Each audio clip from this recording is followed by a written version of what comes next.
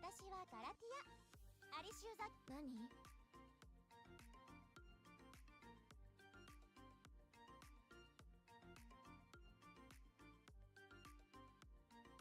うん。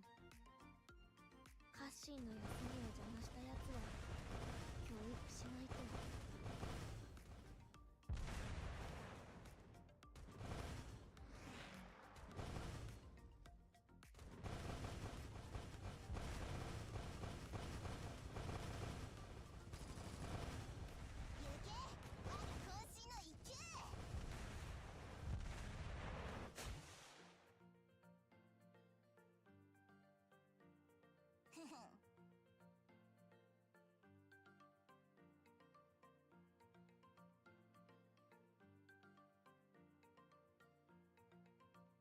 うん。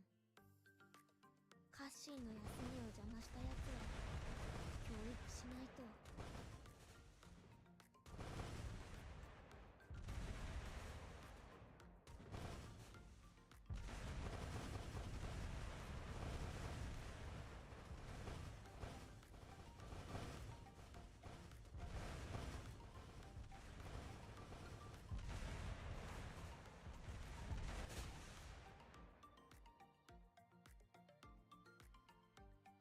ユニオンの最初の特型空母レッツアゴドモ。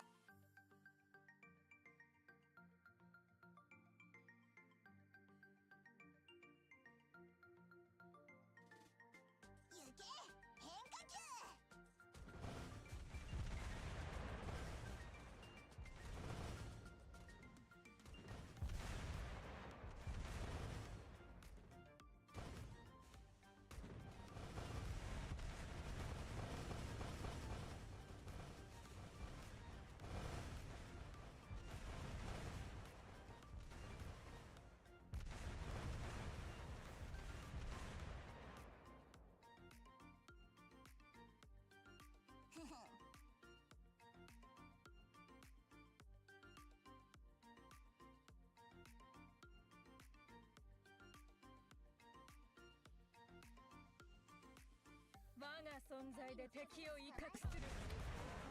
Hello, I am Cronus Dare, and this is Azure Lane.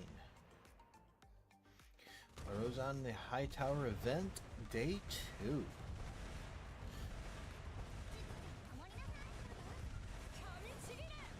So, what you're seeing has a purpose behind it.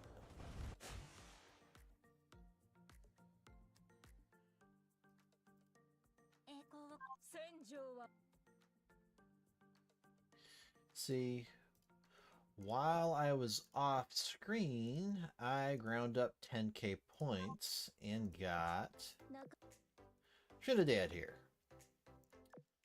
And with Trinidad, I was able to get this. Now we just need to do the Ship Girl game.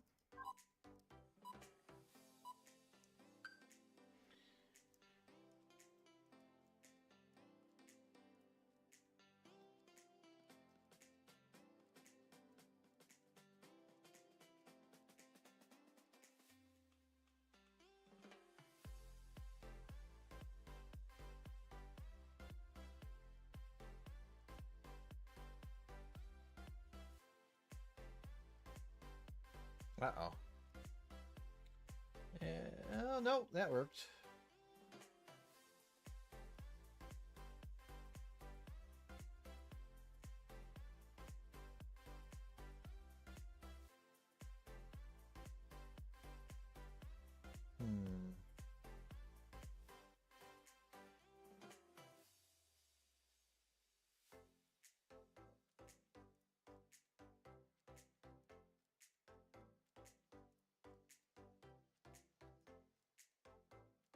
There we go. Yeah, we'll put you over here. No, don't get too close. Darn it.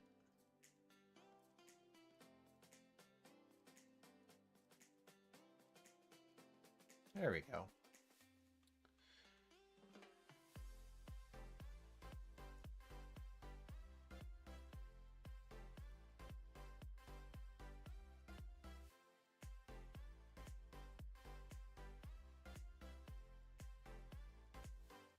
Nice, Mogador.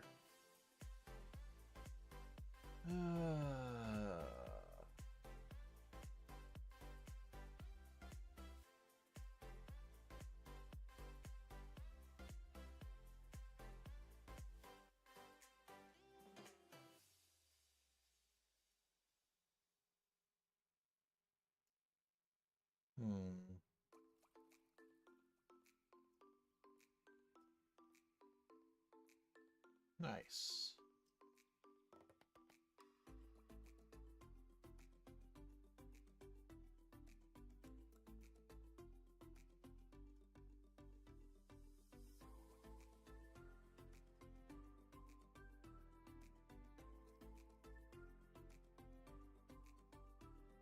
Oh shoot, I should have dropped it on her.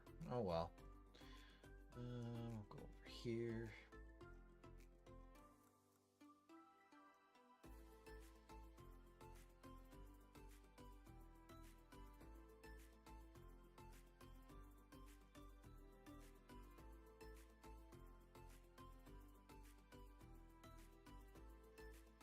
Okay.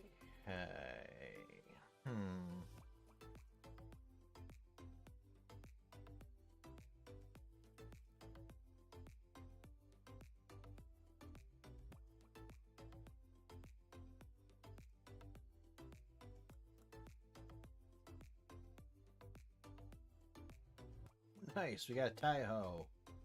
I think that's the largest one, too.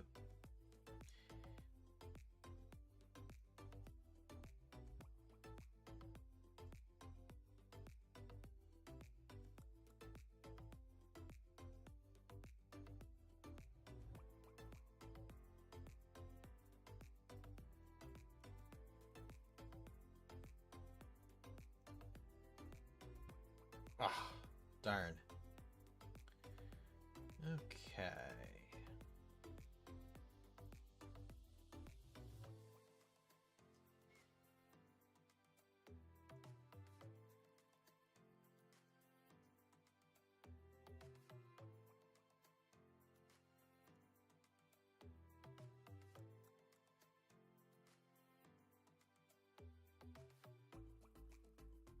Oops.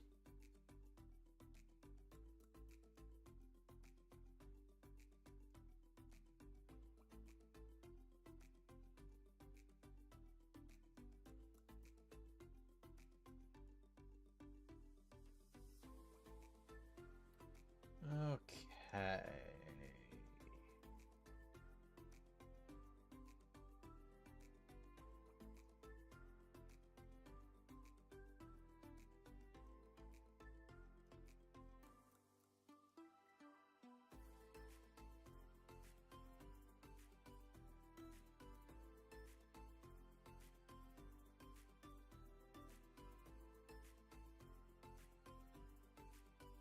Ah. Okay.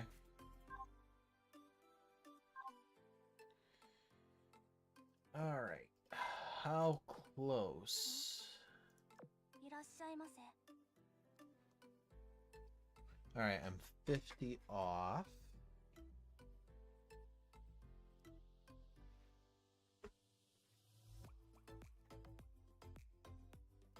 Let's do a quick calculation. They're 150 points each.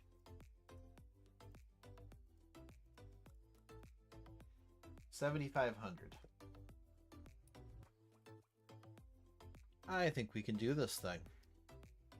I'll wait.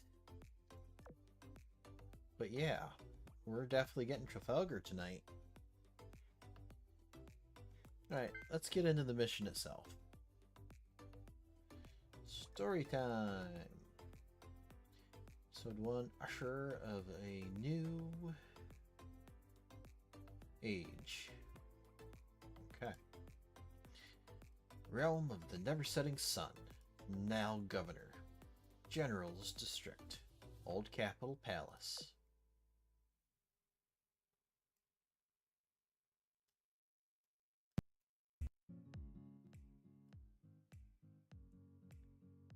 The Nile Delta Bella, a prosperous, wealthy, and peaceful region. In this place, the new capital of Cairo and the old capital of Memphis echoed each other, much like two different pearls in the same crown.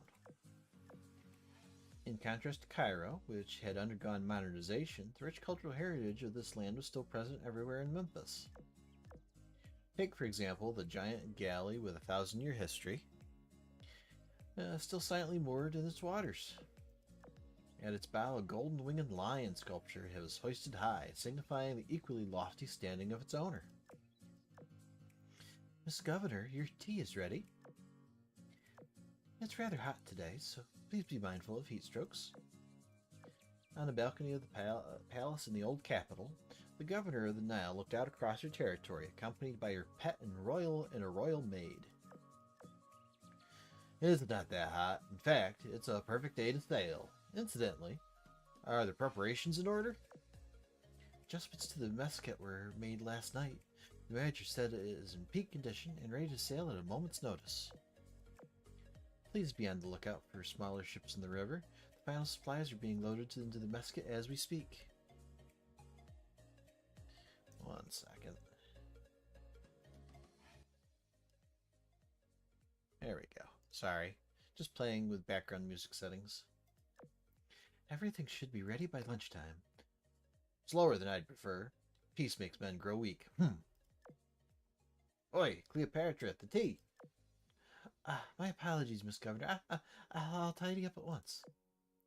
The royal maid was so focused on answering the governor's question that she didn't notice she was still pouring tea. After a brief but chaotic episode, the maid finally managed to get the expanding mess of spilled tea, broken plates, and stained carpets under control. The pet lion lying nearby took a passing glance through before going back to sleep, as if accustomed to the sight. And I think I took you for a level-headed, capable maid at first glance. Oh no, she's the scatterbrain maid. Little did I know how clumsy you could be. I cannot fathom why the royal maids assigned you to me. No matter. You cleaned up, and that's sufficient. Sit down and rest. My sincerest apologies, Miss Governor. However, with all due respect, it wouldn't have been so easy to move forward with many of your plans if I hadn't been here. Be that as it may, this mission has the approval of both houses. It's evident they took advantage of the fact that you weren't present. I can simply refuse. Nobody can force me. But I have reason to go. While our nation's radiance covers every corner of the world, the enfeebling that comes with peace is also spreading across the world. Furthermore, I did not create an artificial singularity only for it to gather dust. Opportunities such as this to explore without being prodded from behind is exactly what I've been wishing for. Come to think of it, I should be thanking you, Cleopatra, for picking and choosing the information to give them. You're welcome. Your district is also our district, Governor. As such, this is just part of my job. For a moment, the royal maid assumes a capable and calm exterior, as though she's become someone else entirely. Soon, though, she realizes she's been pouring tea for a long... She spilled more tea. Oh dear, I'm truly sorry. I'll clean this up at once. Forget it. Just replace the carpet later. Very well. I will buy a new one. Who's that by the riverside? Trafalgar? She should be at the station making preparations. What's she doing over there? Perhaps she's expressing an interest in our solar bark? You've always kept her away from your artificial singularity facility, so she may view this voyage with the Misket as a rare opportunity. Shall I politely ask her to leave? No need. She's a representative from the Royal Knights and the Mediterranean Fleet and has come to support me. I am grateful to her. She will board the Messaket sooner or later regardless. Just don't let her close to the lighthouse. As you wish. If I may, I've been wondering about something for a while.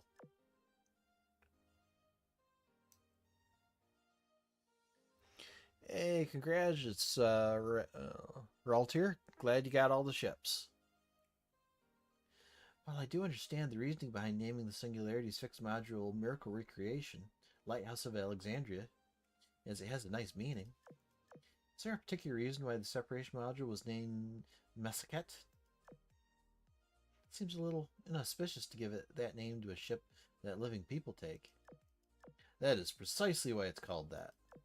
We will ride this ship through a singularity and explore a vast and unknown new world.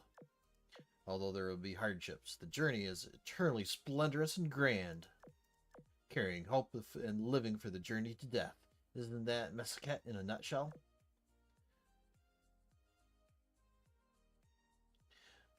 Thus, I issued the order to commence an expedition. Could this be a ploy? It is possible, but I care not. My power over the Nile territory is unrivaled and uncontested. My technological prowess that brought me the Mesquite into being is also unparalleled. Thus, it makes sense to go on a journey beyond home. Our world is a small one. We're trapped on a tiny planet. The possibilities of the worlds out there are endlessly vast. The tide of a new age begins to rise. At its forefront shall be I, Lion. Arose on the high tower. Okay. 1-1, the Deadland. Unknown location, Camelot. Coordinate point. A faint tremble suddenly shook the empty dark emptiness. Under the cover of their new stealth system, Camelot, carrying Elizabeth and her entourage, appeared in the air above a great ocean, where the coordinates pointed to. Your Majesty, this island appears to be rather dangerous. Having put Camelot into its passive stealth mode, Queen Elizabeth Meta started the Queen's light and led her team to a nearby island. The sky overhead had a faint ashen tinge to it, as though it was covered by smoke that would not disperse. Setting foot on the island, they saw the aftermath of a battle all over the place. Air temperature low, humidity also low. Don't see any native vegetation. Buildings appear to have been destroyed a while back.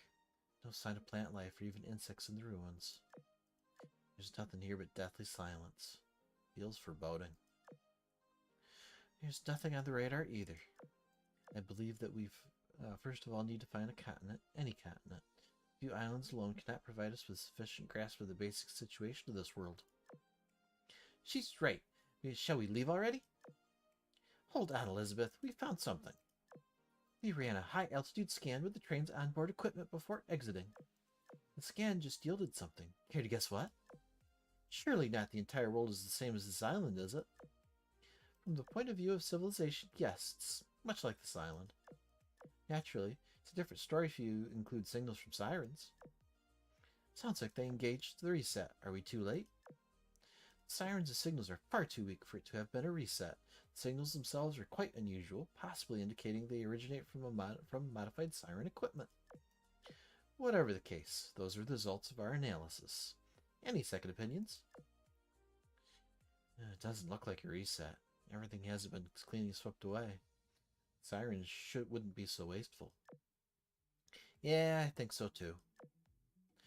The signals are quite idiosyncratic. They differ from what we've recorded of every other siren experimentation division that we've engaged previously. No, rather, perhaps they bear some similarity to the patterns of the basilicas on the Karugan Islands. I'm afraid I cannot help more than that. Bell's analysis is on point. The signals have been tampered with. It wasn't the Orthodoxy, though. The Royal Navy did it. Your Majesty, I think the signals are coming from the command center of a mass-produced siren force. The tampering method is the same as our worlds once used. Then it is possible that this world has fared a similar fate to that of Grenville's. Could this absence of human signals be due to a mass adoption of siren technology?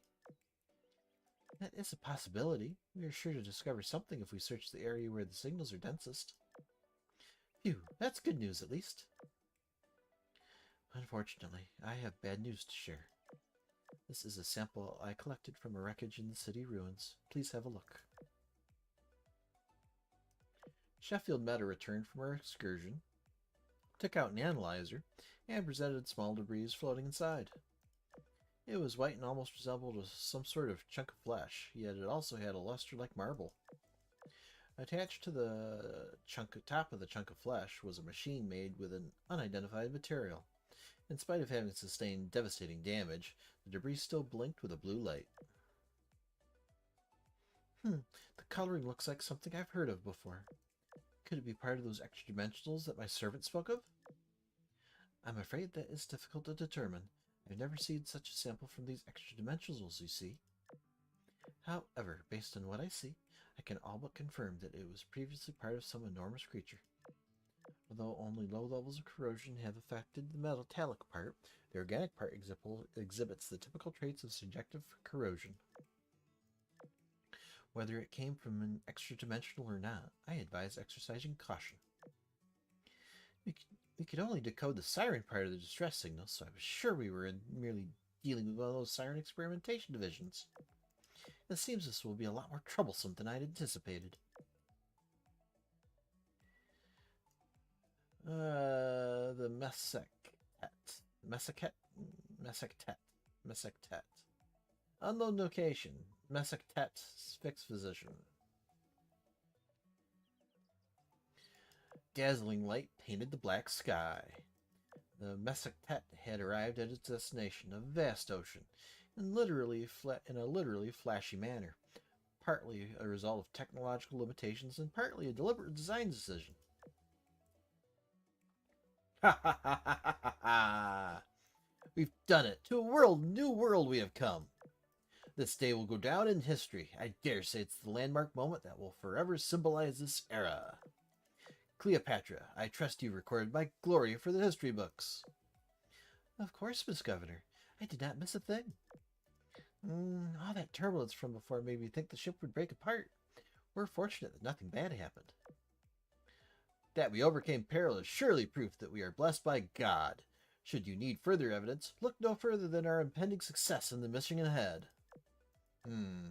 Smell that new world air. It's so very... Why is it so damn hard to breathe? The air and the color of the sky here remind me of the capital city. Stop it. Don't want to remember those days. I already miss life by the Nile. It's strange. We're far away from land, so how can the air quality be this poor? Miss Governor, something is deeply wrong with this world. Of course. I'd be more concerned if there wasn't. Cleopatra, confirm the Mesectet's air filtration system status. Why is our air impure? Understood. It doesn't seem to be malfunctioning. It's more like it just isn't doing anything. Then there's a problem with its automated start? Forget it. We can troubleshoot it later. For now, let's start it manually. Yes, Miss Governor. Ahem. Where was I? Ah, yes. This world has problems. Otherwise, they wouldn't have sought help from another. We may not be the only ones responding to their distress signal. Our first order of business is to establish contact with this world's Royal Navy and establish an alliance before any other faction can... Bang. A violent impact beneath the water surface echoed throughout the silent sea. Something has struck under our underwater shield. Find out what it was at once. Aho! Time for my security pup to put in work. Go check things out underwater, security pup. Upon Gallant's orders, her mechanical dog dove into the water. Though it was a part of her rigging, it could be remotely controlled through her thoughts. Despite being a practical application of technology developed for the control of carrier-based aircraft. Unfortunately, the time and effort put into said application did not return promising results. As such, implementation of this technology was limited to only a select few shipgirls on an experimental basis. Gallant was one of those lucky few. The reason for her selection was simple. She loved the technology, and she had the energy necessary to pilot it. As the impacts repeated, Gallant's security pup returned with a piece of the attacker. When it landed on deck, the group ran over to it. Everyone, look! This is what my security pup brought back. It's white muscular tissue, with some blue metal affixed to it. It's the same thing the Queenies found. What could it be? Is this part of a biological weapon? Its texture isn't that of a muscular tissue. There are no blood vessels or striations either. I'd liken it more to carved jade. Kinda gross, but a sort of divine beauty, perhaps. Trafalgar, have you seen anything like this on the Imperial Naval Database? No, I can say with certainty that nothing in our database of siren biological weapons matches this. Then it must be something else. I like this less and less by the moment. We need to identify it now. Deploy the Mesectet's wings. Evacuate from the sea at once. Through the combined power of cutting-edge siren tech, rigid shielding, prototype energy cube engines, and anti-gravity technology, the Mesoctet spread its wings and took flight. However, even after its departure, the light did not fade. That was the light of the Miracle Recreation, Lighthouse of Alexandria, illuminating both the path forward and the way home. Cool. Rising Tide. Not even a few minutes after the Mesoctet had taken flight, the dead silent sea suddenly bubbled, as if boiling. A blanket of debris rose to the surface, with bits and pieces colliding and piling onto each other endlessly. Some mixed to form stable structures of sorts, creating islands that floated on the surface. A few of the existing spots that Lion's party believed to be islands were crushed and wiped off the face of the ocean by this rising tide. Phew! Good thing we could fly. We would have ended up swallowed by all that debris. The expedition was engulfed by a sea of garbage shortly after their arrival, never to be seen again. Imagine if that were what the history book said. We'd be the biggest laughingstock in the realm's history. Don't worry about that. If we did all die just now, there would be nobody left to tell them how it happened. That didn't really make me feel better. Thanks for trying, though. Same. We've been flying for more than half an hour now, but we still haven't gotten past the wreckage yet. It's debris as far as the eye can see. I've never seen anything like it, even during the War with the Sirens.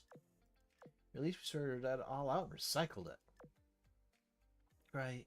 If it's been neglected and allowed to pile up for so long, then it's no wonder this world's environment is in poor condition. Don't think that's what she meant. What matters is why this so much sunken debris would rise up to the surface without reason, right? Is it being stirred up by a giant sea monster? Now it isn't the time to get scared of your now legends. But the debris that you fished up resembled biological matter, did it not? Even then, it's just not possible. I'd believe it more if it was some kind of giant underwater machine, maybe. Should we not just go down and investigate for ourselves? My security pup can't go that deep. Besides, we'll get totally crushed if we go in there. While they talked about the joys of flight and argued over the rising tide, Lion and Trafalgar discussed something graver. Miss Governor, as you may have noticed, the debris is remarkably varied. And though the rest reveals levels differ, I believe all of it is old. No aquatic flora or fauna rose with the debris either. One side of a war may have used a poisonous weapon that killed everything in the water along with their enemy. How long would it take to exterminate all life in the ocean?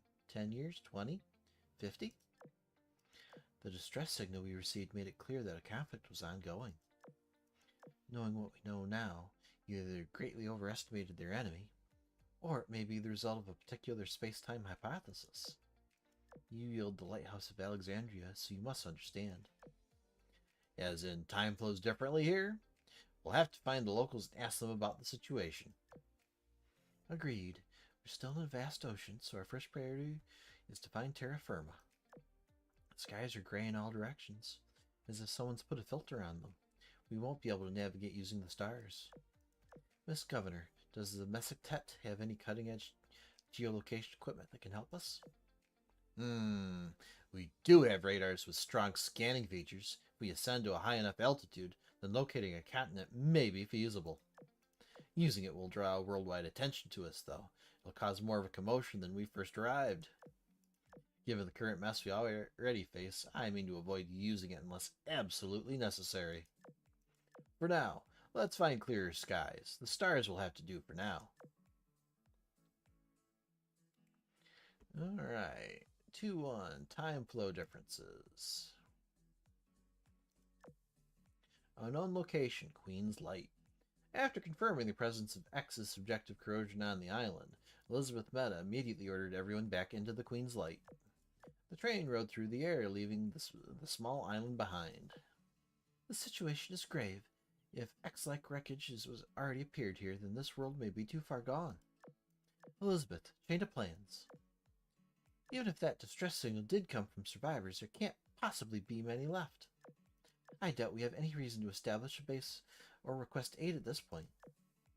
Your Majesty, I don't understand. We came to help as soon as we received the distress signal. Why didn't we make it in time? No matter how poorly the battle was going, we should have found some place where things were okay. The flow of time is not equal between worlds. But we understand your question. Patience. In the absence of mutual observation between worlds, the flow of time in the one you cannot observe is both immeasurable and fundamentally meaningless to you. In other words, you can only measure and discuss the world you can observe. Your mistake is carrying a one-sided perspective into a second world. Your observations must now be based on the target world, and you can no longer perceive the source world. The flow of time back home is impossible to know. When you return home to the source world, it may have been years, or it may have been mere seconds. Consider it entirely random and thus unpredictable. You have avoided such a situation by using technology to observe two worlds simultaneously and adjusting the ratio of time's flow. For example, Camelot and the Tower of Midgard built by your world's Ironblood are two such machines. The main characteristics of such a machine is that it must simultaneously exist in both worlds. The Tower of Midgard doesn't move, but the upgraded Camelot can. It also has the power to conceal its own existence. Furthermore, as far as we know, the Tower of Midgard only has the power to synchronize the flow of time between worlds. Meanwhile, the upgraded Camelot is able to make time flow anywhere from half as fast to twice as fast in localized areas in both worlds. This relates to further applications of mirror sea technology, so it may be too complex for you to understand. What you're saying is the Royal Navy here doesn't have a device that can synchronize time with us, and that's why this happened? Half correct. Now that we and Elizabeth are here and have designated each other as partners for this process, she should have anticipated this. We once helped her build a basic synchronization device for this world. That device should be able to mutually stabilize time between us within a set geographic radius, avoiding extreme circumstances like the ones we face now. Which means it must have been destroyed in the war? Indeed. Some of this still eludes us, but that is the most logical conclusion given the information we still have. We're generating a topographical map based on our scan results. It hasn't finished yet, but we can speculate that we should be in this world's NAC. As far as the modified siren signal, it came from the direction of the Royal Isle. Good news, more or less. Once the map's complete, shall we head directly to the LD port? Agreed. Episode 2-3, Landfall and Adventure. No, Adversaries. There we go. In the air, aboard the Mesoctet. Many parts of the Mesoctet's experimental phase were a product of compromise, and not all of them could be said to be cutting-edge technology. Either the cruising speed was low, or the seas was just too big, but either way, it took a long while for the Mesoctet to leave the rising tide's effective range. All the while, the sky above them remained a hazy gray, day and night. Lion had grown sick of waiting and ordered an ascent to high altitude. That's when they finally sighted the edge of land. Land! I see land! Finally! Once I return to the district, I'll need to recruit an aircraft carrier. Judging by its terrain, the island ahead of us appears to be the Isle of Wight. If so, the landmass beyond that should be the Royal Islands. You have returned home, Miss Governor. Using the word home to describe this place feels wrong. Oh, wait a moment. We're flying towards the Isle of Wight, yes? Despite that, I cannot see any kind of landmass beyond the isle. Where is Europa, or the Britannian Peninsula? Where has the Irish Orthodoxy gone? Good questions. Doesn't seem like we cannot observe them due to some fault on our end. Yes, unless the geography of this world's royal islands is completely inverse to ours. That shouldn't be possible. The notion that the entire continent of Europa has disappeared is, frankly, too far-fetched. You must not jump to conclusions. Let us make landfall before anything else. We do know that the distress signal came from a Royal Navy source. We'll find answers if we ask around. We? As the Mesoctet descended, the ship's sirens began to blare, a warning that the land on the island was emitting dangerous levels of radiation. Uh-oh. Fortunately, the onboard barrier generators was able to protect against it. The Mesoctet landed, then established a safe zone on the isle surface using its golden barrier. Cleopatra, Trinidad, stay and watch the ship. Gallant, Trafalgar, you'll disembark with B. The barrier has a limited range, so don't get too far from the ship. The island was uninhabited and desolate, with ruins as far as the eye could see. The word wasteland summed it up perfectly. Although they identified this place as the Isle of Wight, it looked nothing like how they remembered it. What a horrific sight. One can presume there are no survivors. Although the wreckages have long since crumbled away, there's still no sign of nature. No plants, not even a single insect. It's the same as the wreck we saw in the sea. Do you think it's linked to the radiation? We detected none on the wreckage. It's merely conjecture. First of all, we should collect samples and analyze them. It's likely we'll be in this world for a while, so we need to gather as much information as possible. Miss Governor, if it's samples you want, why not start over there? The others looked toward where Gallant was pointing. There was a small hill there, or rather a massive thing that assumed the shape of a hill. My God! Is that thing the piece we retrieved came from? Incredible. It's less like a carcass and more like a mountain of white rock that resembles some giant creature mixed with metal shards. Is it in an artificial life form, or is it a machine? Security, pup, fetch us a sample. Okay. Now, that's a perspective on Trafalgar. Yeah. The security pup worked like normal, even outside the barrier. It arrived at its destination, deployed its cutting implement. Then the earth began to quake, and to the group's amazement, the hill of the mast started moving. Despite appearing to be made of marble, it extended several tentacles, much like a living creature. Metal shards that were initially brown and scattered then merged into one inside the white giant and began glowing with a blue light.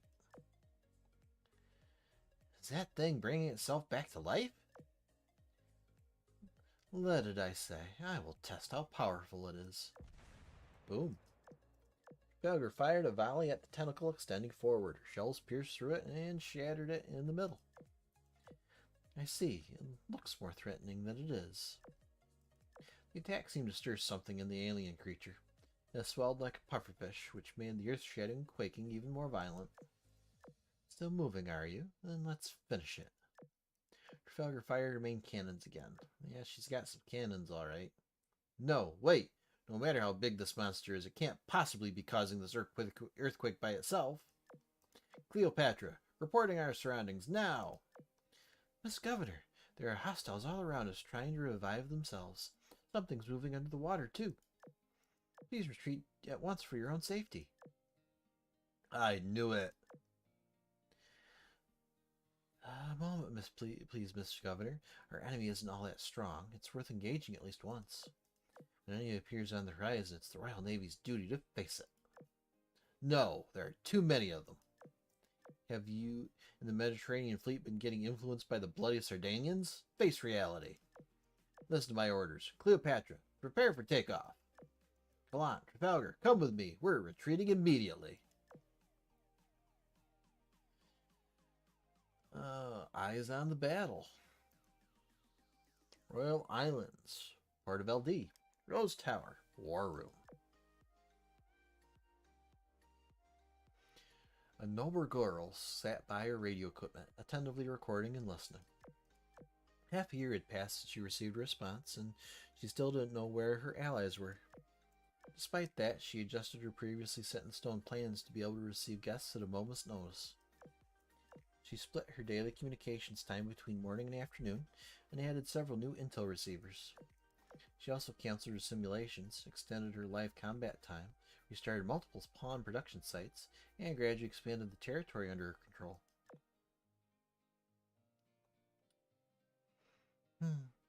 Combat sectors 8 through 12 are still silent. All activities has completely ceased. No increase or decrease in points of interest. The Northumbria sector, its reboot is over halfway complete, and an initial patrol fleet has been formed. Production lines are up and running. No increase or decrease in points of interest. The Mercia sector is still advancing steadily. The patrol fleet launched 3 attacks this morning and successfully cleared 3 points of interest. All is normal in the control area, likewise for the production lines. The Essex, Sussex, East Anglia, and Kent sectors are stable, with 0 points of interest. All is normal in the control area, likewise for the production lines. The Wessex set, huh? There are 13 new points of interest in the city of the Isle of Wight. How could that be? Yesterday there was no indication of a beastly tide occurring. Gloucester, please tell the main fleet that in the Wessex sector to head there at once and eliminate the hostiles. Edinburgh, please open the sluices in all waterways from the Thames to the Itchen. I need to see it for myself. Alright, 3-1. The train and the... bark? The train and the bark, okay. Is its bark worse than its bite? Kaboom! The crew safely returned to the Mesoctet thanks to Lion's quick thinking. The ship took to the air, and everything seemed to have gone well.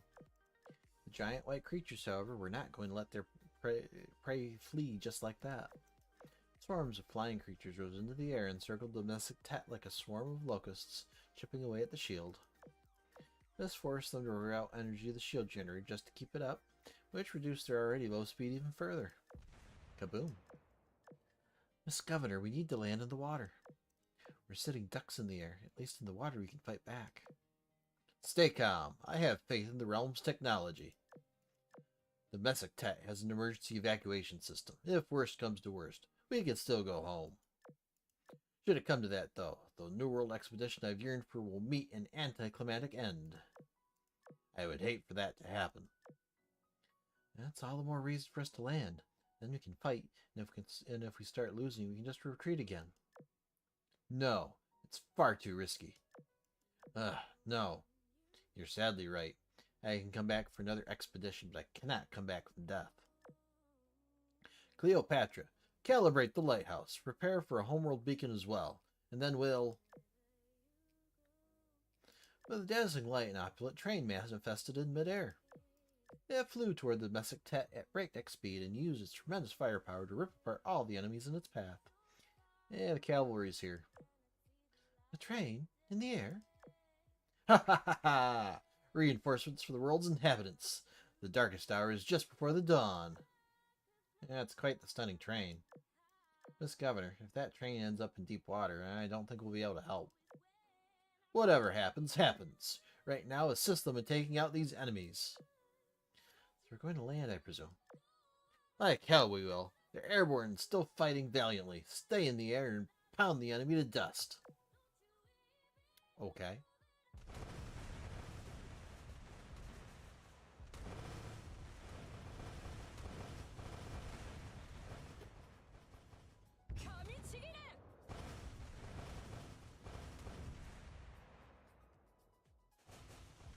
Extra-dimensional Hyalitha.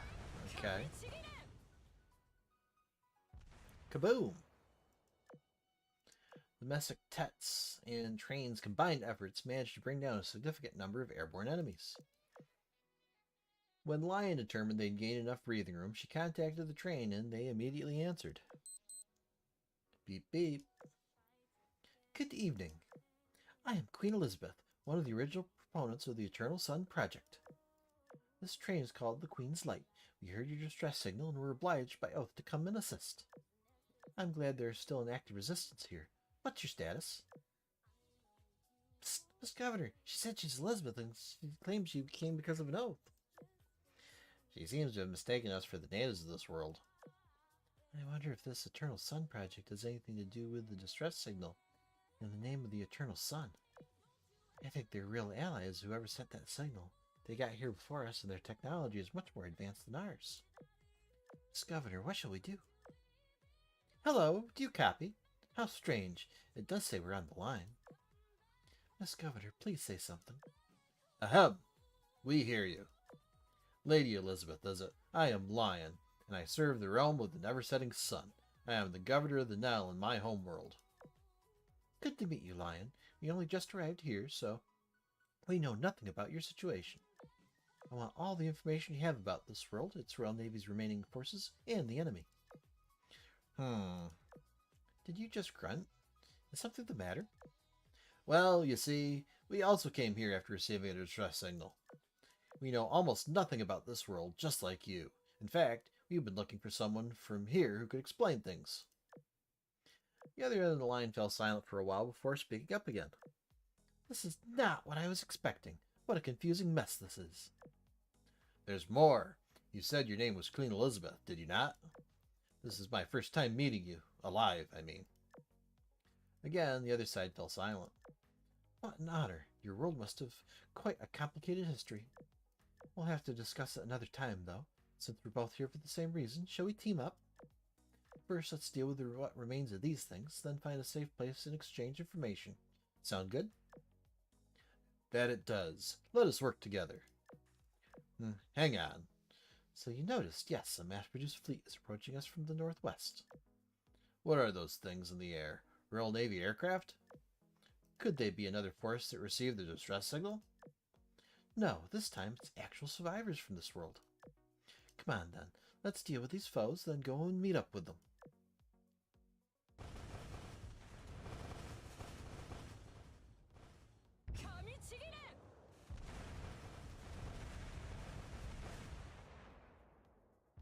Kaboom! With their overpowering advantage, they encircled and annihilated the enemy. Silence returned to the chaotic sea. Well, that was a gripping and grand victory. You, the beautiful lady, it was you who called for help, was it not? Using the Messektet's equipment, Lion projected a hologram of herself into the air. She stood tall like a divine golden giant. Seeing this, the girl leading a fleet of mass-produced ships responded with a gracious bow. I am Glorious, the flagship of the realm of the never-setting sun. I welcome you, our allies. I have no doubt that after coming from such a distant worlds, you must have many questions for me. However, I think you'll agree that this place is not suited for a reception. Let us first move to a safe location, and then we may speak. Lion and Elizabeth acknowledged. They took their airship and flying train, and followed the lead aircraft to the port of LD.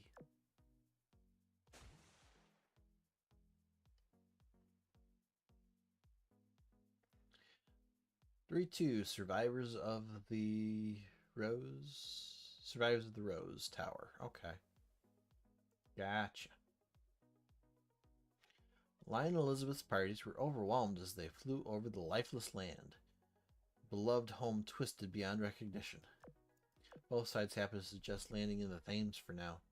After passing the fortified Tower Bridge, they stood before the most well-preserved place in the former capital, the Rose Tower. Glorious welcomed them with a ceremony. Elizabeth had hoped to question her about this world immediately, but everything she saw only added to her questions, so she restrained herself and waited for the ceremony to end. Knights led the procession, accompanied by maids. The banquet was a far cry from the luxury back home, but it did serve as a sign of their host's care. Finally, it came time for all questions to be answered. Port of LD. LD must be London. Rose Tower. Reception Hall. There were too few attendants to make use of the spacious reception hall, but the comings and goings of maids make up for the lack of activity. After accepting the key from Gloucester, Lion was the first to speak up. Glorious, your hospitality is appreciated, but I think it's time we got to business. Just us, none of your pawns. I'm sorry. I'm so accustomed to their presence that I hardly notice them. You're right, though. It's odd. I admit my mistake. Glorious waved a hand, and her busy maids, the pawns, all left the reception hall at once. The heavy door closed. Empty silence hung over the hall. Allow me to apologize again. It's been so long since we had guests.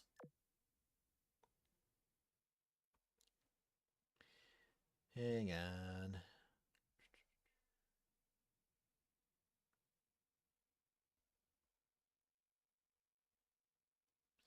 Didn't mean for it to stop.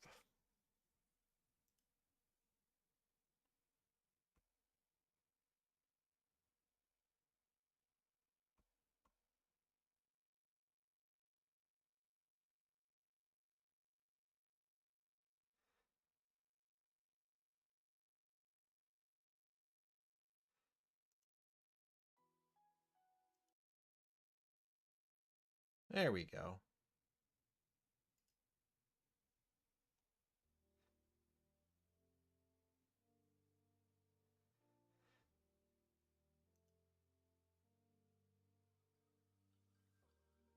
All right.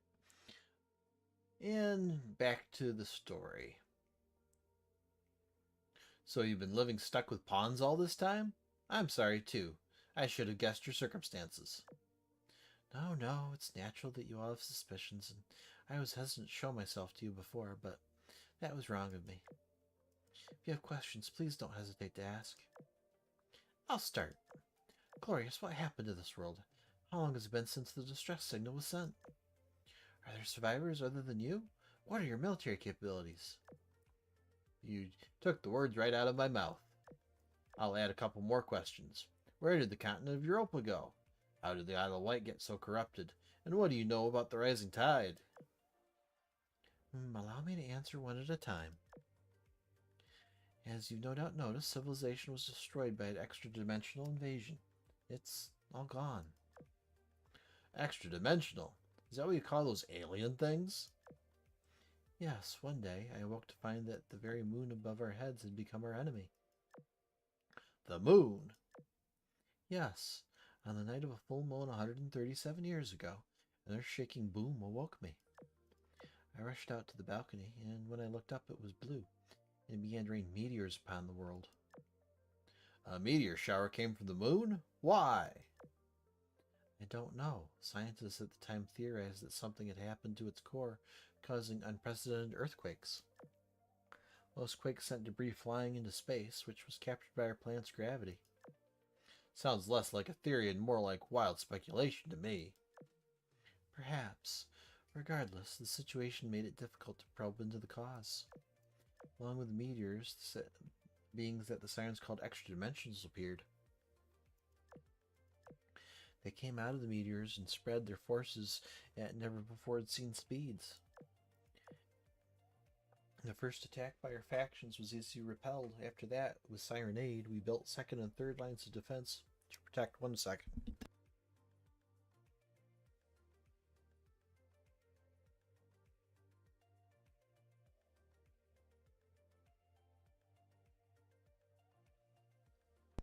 Sorry, had a little cough.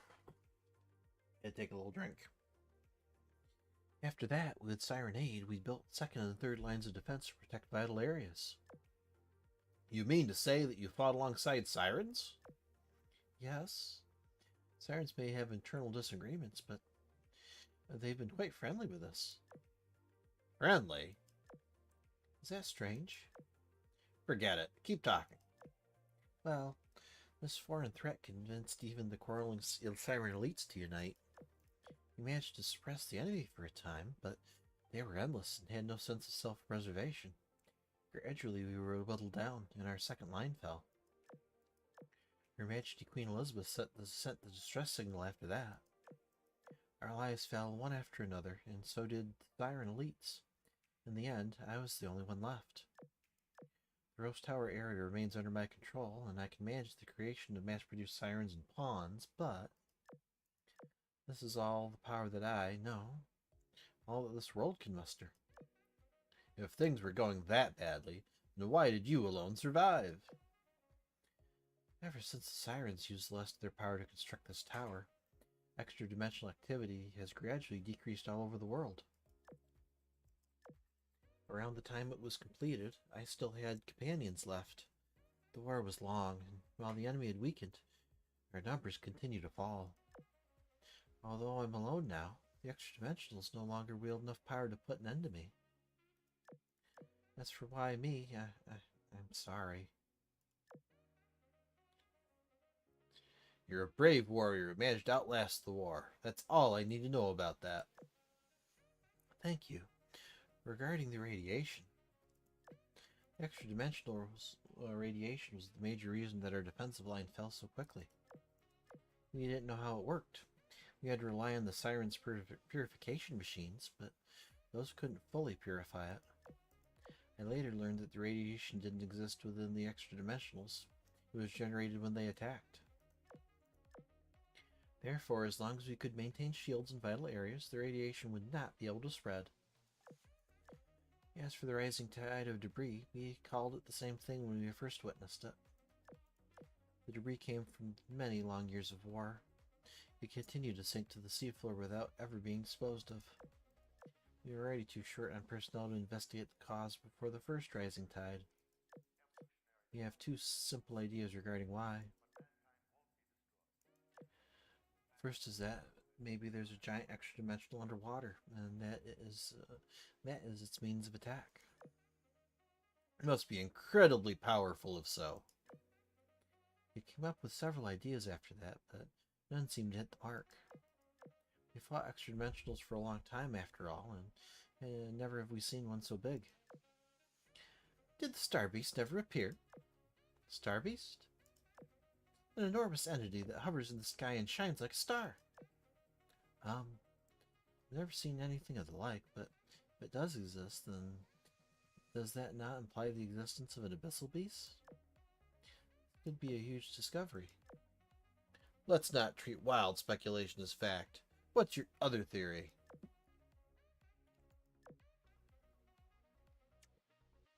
The other regards the moon itself. Ever since the extra-dimensionals came alongside the meteor shower, the sky has always been covered by strange particles. You notice that the sky was gray all along the way here, I presume. That's why. Those particles make it impossible to observe the sky or the moon. The outline of the sun only appears sparsely. I digress. Rising tide phenomenon is related to the moon after all. I wonder if the moon directly causes it. That sounds more credible. I like this theory. Now, what happened to Europa? The continents are in a more complicated situation. Near now coastal areas were destroyed during the war. The Sirens turned some into mere turbulence areas using obfuscation systems to make them impossible to observe from the outside. When you enter one, there's a possibility you may never be able to leave. Do take care not to approach. I see. Here I thought they'd blown away entire continents. That's all the questions I have. What about you, your majesties? Did we hear you right? The distress signal was sent more than 130 years ago. The Meta Elizabeth finally chimed in after remaining silent until this point. To be exact, 136 years, 3 months, and 13 days. But who's counting? It took us less than a day after receiving the signal to rush here. Less than 1 day? Did a reply not reach you? Yes, half a year ago now. We sent it an hour before our departure. How could this have happened? Are you aware that we helped this world's Elizabeth build a time flow synchronization machine? Her Majesty's precious machine. I don't know anything about its functions, but I may know its current location. Can you take us there? Yes. It's in the 5th combat sector, being guarded by my fleet of mass-produced ships. Was that the first area to be taken by the enemy? Absolutely not. I remember now. It started malfunctioning immediately after the extra-dimensionals appeared. I recall her doing everything she could to repair it. You mean it malfunctioned before she was sunk and not destroyed after? We must see it. Now, take us. We're going with you. Okay, I'll take you there.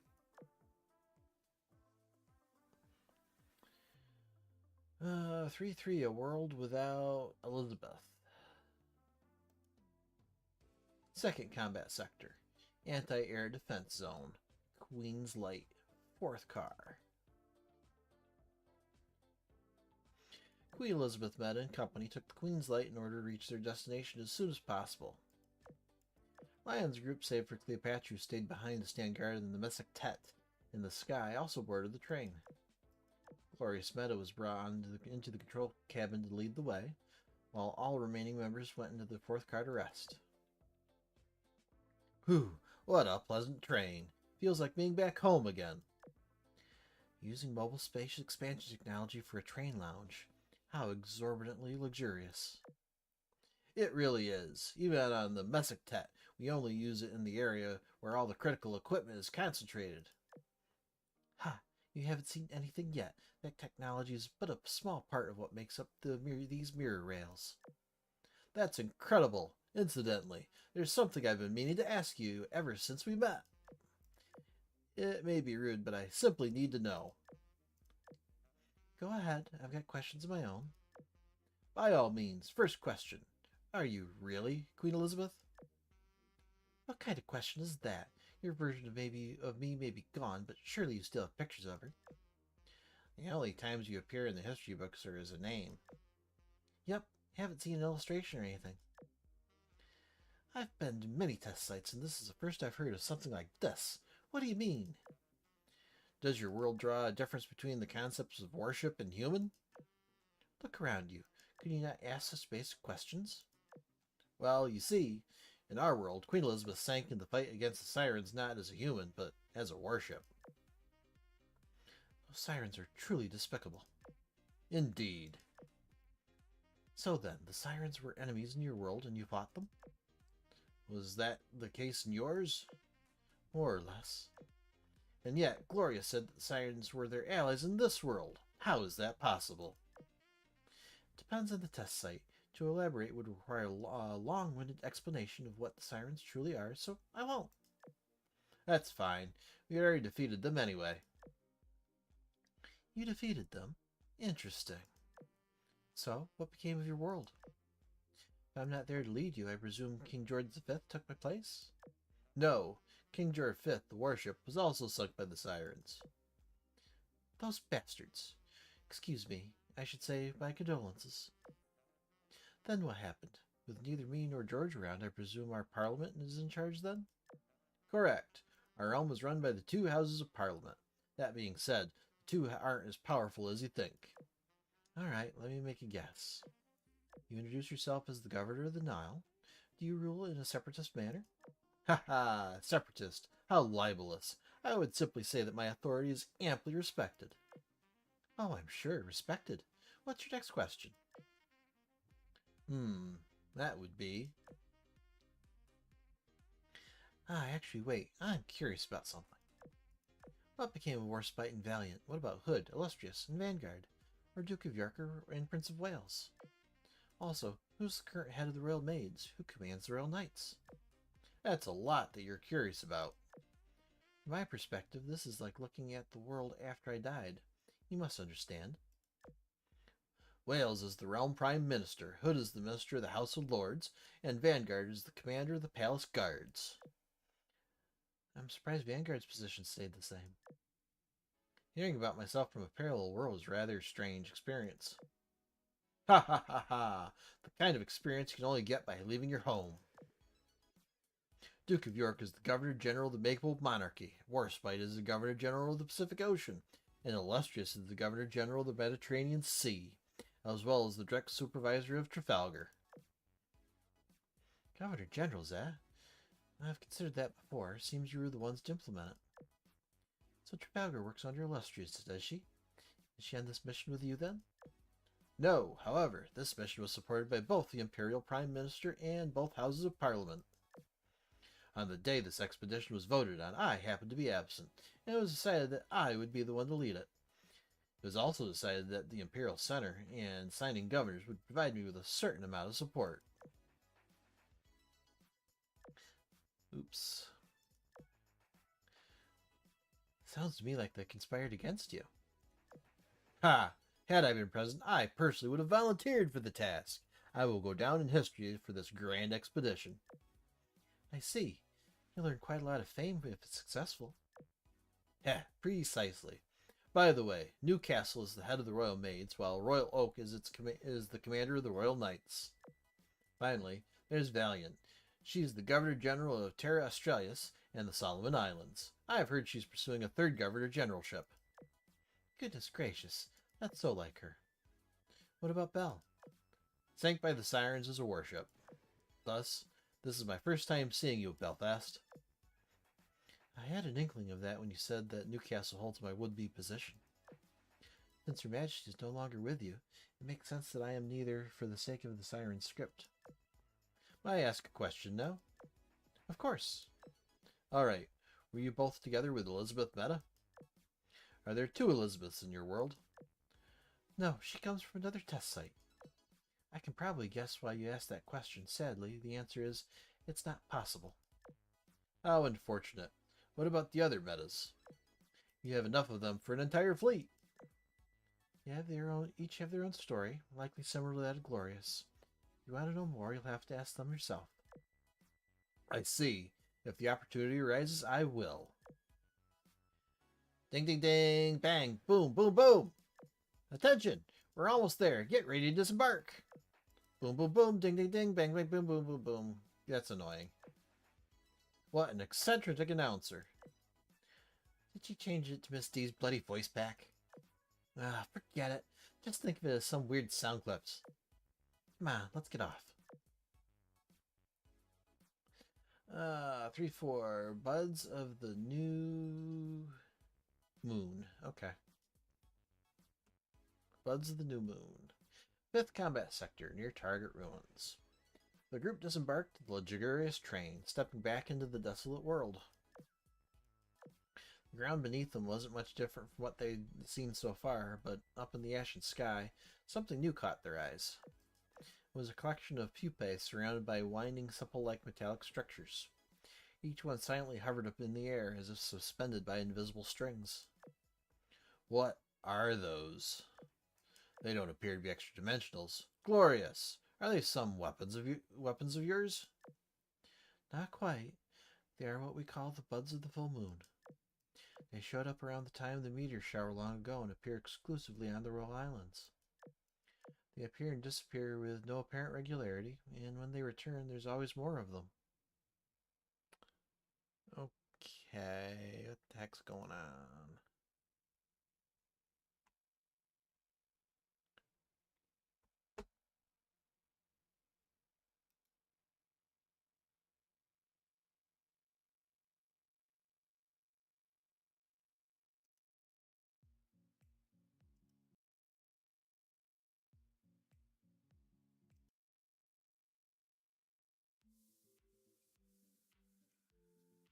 Alright.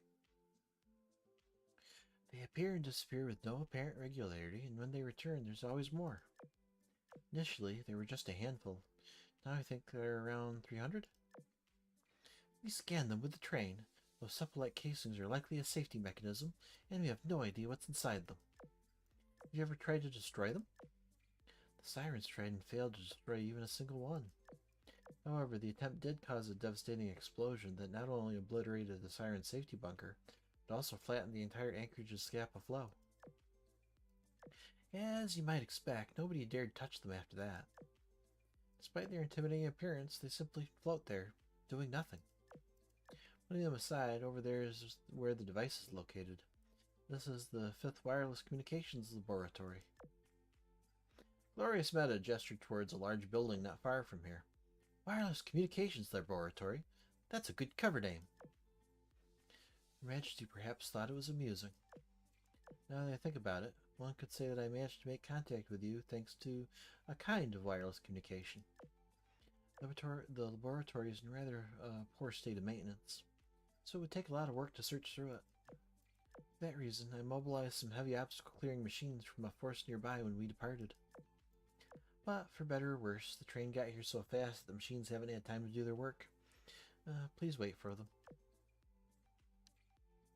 When we departed? Wait, where is the Mesoctet? I am sure she had ordered the Mesoctet to follow the train after departure, and yet it was nowhere to be seen now that she had arrived. It fell behind because it's just too bloody slow. Don't panic. I see it on board the radar and it's fine. It'll arrive sooner or later. Ha! We got here so quickly, only have to wait for the machines to finish. We can do more than just wait. We shall perform a scan from the outside. Elizabeth Meta activated the train scanner. Seeing the results, she made a gloomy expression. You look ill, Lady Elizabeth. Have you discovered something unfortunate? We found the device. It's in the laboratory's underground section. The section is in good structural condition. Why, even some of the security systems are still operating. However, its two most important components are missing, the tracking indicator and the inaccuracy synchronizer.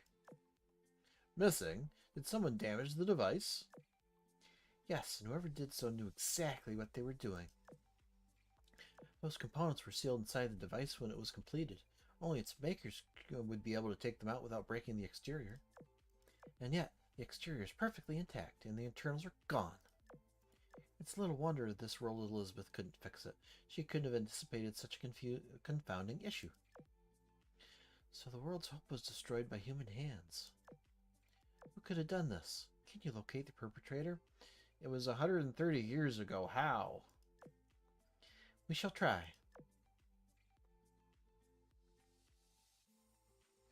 In that instant, time stopped. Begin examination.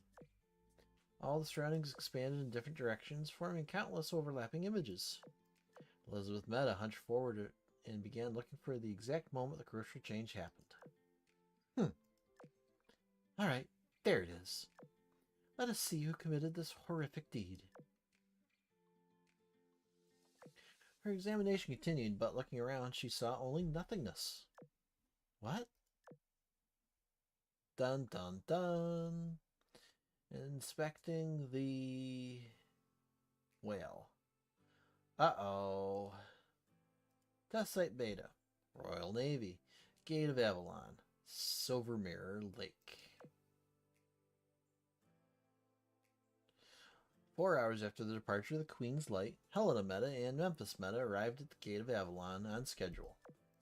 There, they boarded a car of the train left behind by Queen Elizabeth Meta and dove into the Silver Mirror Lake alongside Miss D. Silver Mirror Lake inside the whale. The train door slowly opens amidst Miss D's yelling and the announcements using her voice data. After Helen and Memphis exit first to confirm it's safe, I walk out alongside Miss D and take my first steps into the mysterious whale. Assistant! Assistant! Look, look, look! This is my whale! It's big, huh? Way bigger than Elizabeth's dumb train. As soon as we've alighted, Miss D turns to me proudly. She acts as if she knows everything about the whale, but I know that isn't true. You know, play with Death's Shadow, okay? I need to look around with the metas. Dots. Okay, let's go, Stalker. My assistant has important work to do. After calming her down, I start by surveying my surroundings. My first impression of the whale's interior is that it's a space of raw chaos. The space designated by Elizabeth as a safe place to search is approximately 300 meters in length and 200 meters in width. The last point is nearly 100 meters high, but some spots only have 2 meters of vertical space. Most striking of all, though, is that all the structures and machines in there hang down from the ceiling. So, any thoughts? My first reaction is that it certainly wasn't made for human use. Clearly not. Is there anything else, though? Any sense that you've seen it before, or any memories it might bring back? Not at all. It's like I'm seeing a tourist attraction for the first time. Commander, I pulled up a part of the floor and I found a control panel. Can you try authenticating? You pulled up the floor? Ahem. I did it safely after a sound structural analysis. I'll put it back when we're done, I promise. I follow her to the exposed control panel. Attempt authentication. Nothing changes on the panel. Nothing happened. Shoot, one moment. There we go. My Antioch system credentials have always come in handy when I needed them, but this time, they failed me. Sorry, Helena, but I don't think this lead will get us anywhere. Have you found anything? I've been trying to hack into the system here since we arrived. I found one thing. When Devil seized this place, she added a bunch of things to the security layer. I'll have to remove them one by one. Elizabeth told me that Devil's been trying to take control of the whale. Does that mean she left behind pitfalls to stop others from catching up while she's hacking it? Devilish, isn't it? Honestly, yeah. Commander, I've uncovered another control panel. Could you try again? Shh. Keep this up and Miss D's gonna notice. But lay digging around for now and wait for Helena to work her magic. Yes, Commander. Rumble. Y'all hear that? It's like an earthquake. God, this is bad. The whale's escaping again. We're in it. Escaping. Are you saying the whale is turning on? Yeah. Who turned on my whale on? Out with it.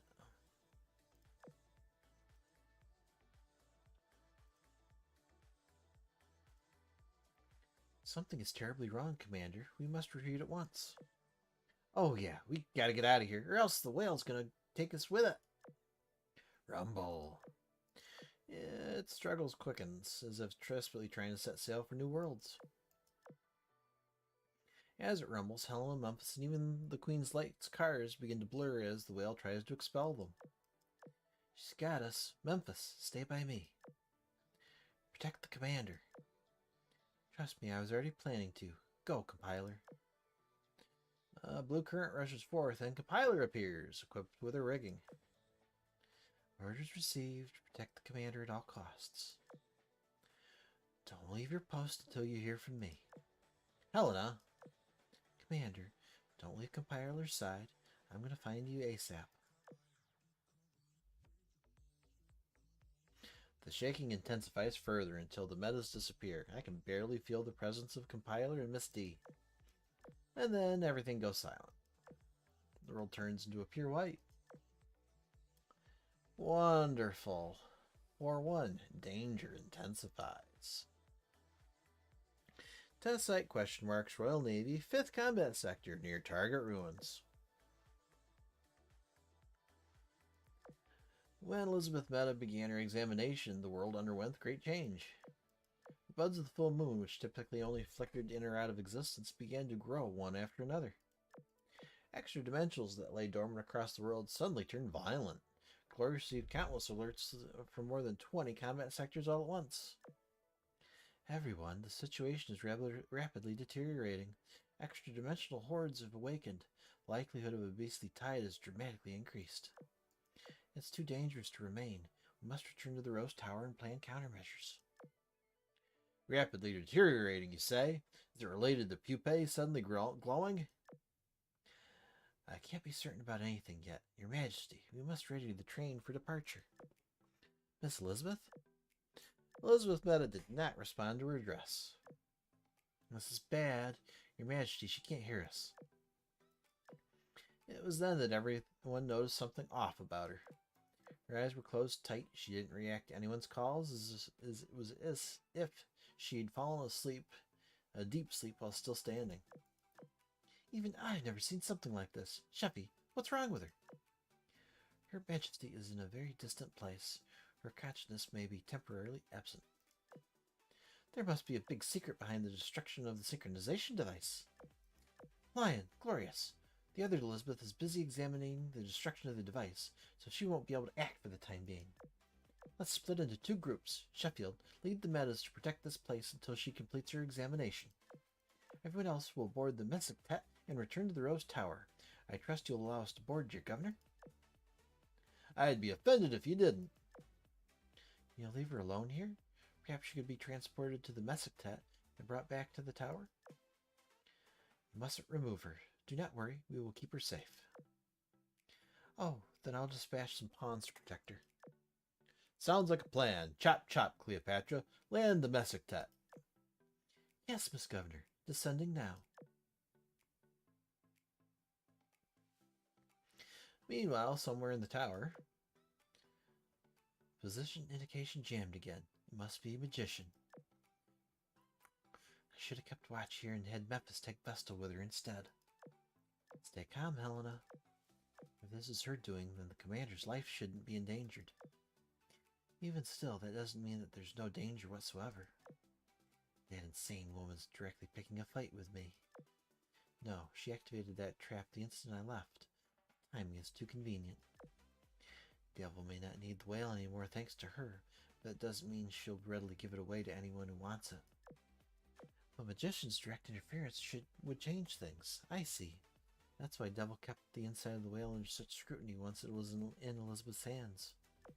Is she working with Devil or simply using her? I don't know yet. I've been blind.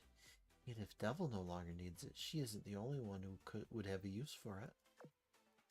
Magician isn't just after the whale. She's after the commander, too.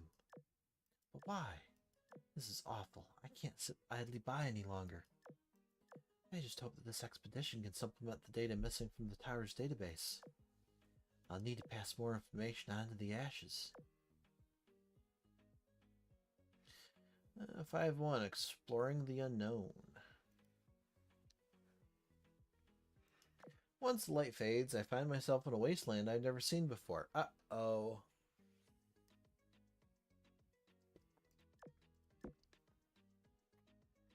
The dark blue whale has returned to yellowish black and shrunk into about 2 meters in size.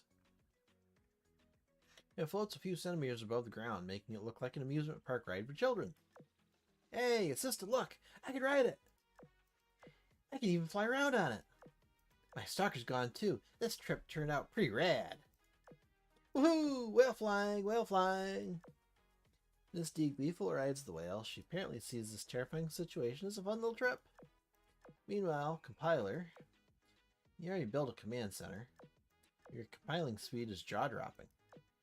Not especially. Confirming information on our environs. According to the topographical map, we are currently in the Vale of Glamorgan in southern Wales. Analysis of the land composition yields traces of fierce combat in the past. However, there have been no major battles here in the past 3 years. I've also detected a signal left by me, by compiler. However, there's no mainframe or similar vessel nearby. Hypothesis. This is a test site, but the experimentation division has been destroyed. You learned all that just now? Impressive. Not especially. Continuing situation analysis. Recommendation. Go to the nearby building to rest. No thank you. I don't get to see work often, so I'd like to observe. Do as you please. Even throughout our conversation, she doesn't stop her analysis. A flock of micro drones flies out of her rigging. Some go up into the sky, some dig underground, and yet others fly toward the ocean. What are you doing? I'm only able to use local resources at this moment. Without my mainframe, my capacity is limited. Thus, I'm searching for repairable and dormant facilities in order to bolster my resources. If possible, I prefer to build a new mainframe as soon as possible. There. Found an integrated coastal military module nearby that is worthy of repair. Think of it as a modular base that has not yet been assembled. Good. Defense module and mass production module are both intact. We can construct a mass-produced escort fleet to defend ourselves. You're incredibly efficient. Not especially. As for means of travel. Whale! Ride my whale! Get on! Dots. Miss D's plea fall on deaf ears as compiler transforms part of her rigging into a sort of hovering armored vehicle. Whale or truck? It's no whale, but your thing's pretty cool too. I'm gonna take the truck. Wise decision. Let us go. Alright, 4-2. Transcendental Insight. Yep. This is getting wild. Elizabeth Meadow wandered through the empty void. Did we fall into a trap, or did the real perpetrator leave traces when destroying the device? Narrowing her eyes, she squinted at the nothingness. Then she crashed into the earth like a meteorite. After that, she and the extra dimensionals went on a rampage. They crushed the resistance of everyone in their path, the warships, the ship girls, and the sirens. The world was enveloped in a deathly silence, and the space reverted into a void. This isn't it. Must focus harder. Must find the moment of the inaccuracy synchronizer disappeared. One more time, she sharpened her focus and fixated on the nothingness. In response, the nothingness began to assume a new appearance. It became the interior of a building with advanced technology. Light shone brightly, and the air was abuzz with voices. There, we found it. Elizabeth walked through the crowds and the walls, heading for the room where the synchronizer was stored. Then she saw something, or somebody, standing in front of the device. Okay, who or what the heck are you? Dots and question marks. Was it you who broke it? What in the world are you? Blast it. We need insight. A ruined wasteland. The extra-dimensionals formed a horde, and the buds of the full moon were squirming. Monsters were approaching frighteningly fast, while Elizabeth Meadow was asleep at the device. A team of meta ship girls was the only thing holding the front line. Know your place.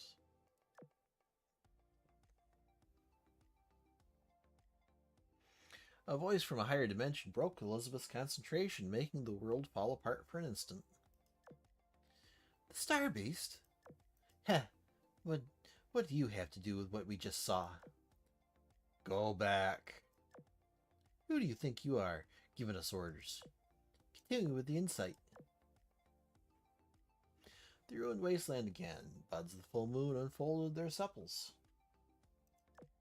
Cities and the hinterlands, earth, mountains, and rivers. The surfaces of the sepals reflect many landscapes.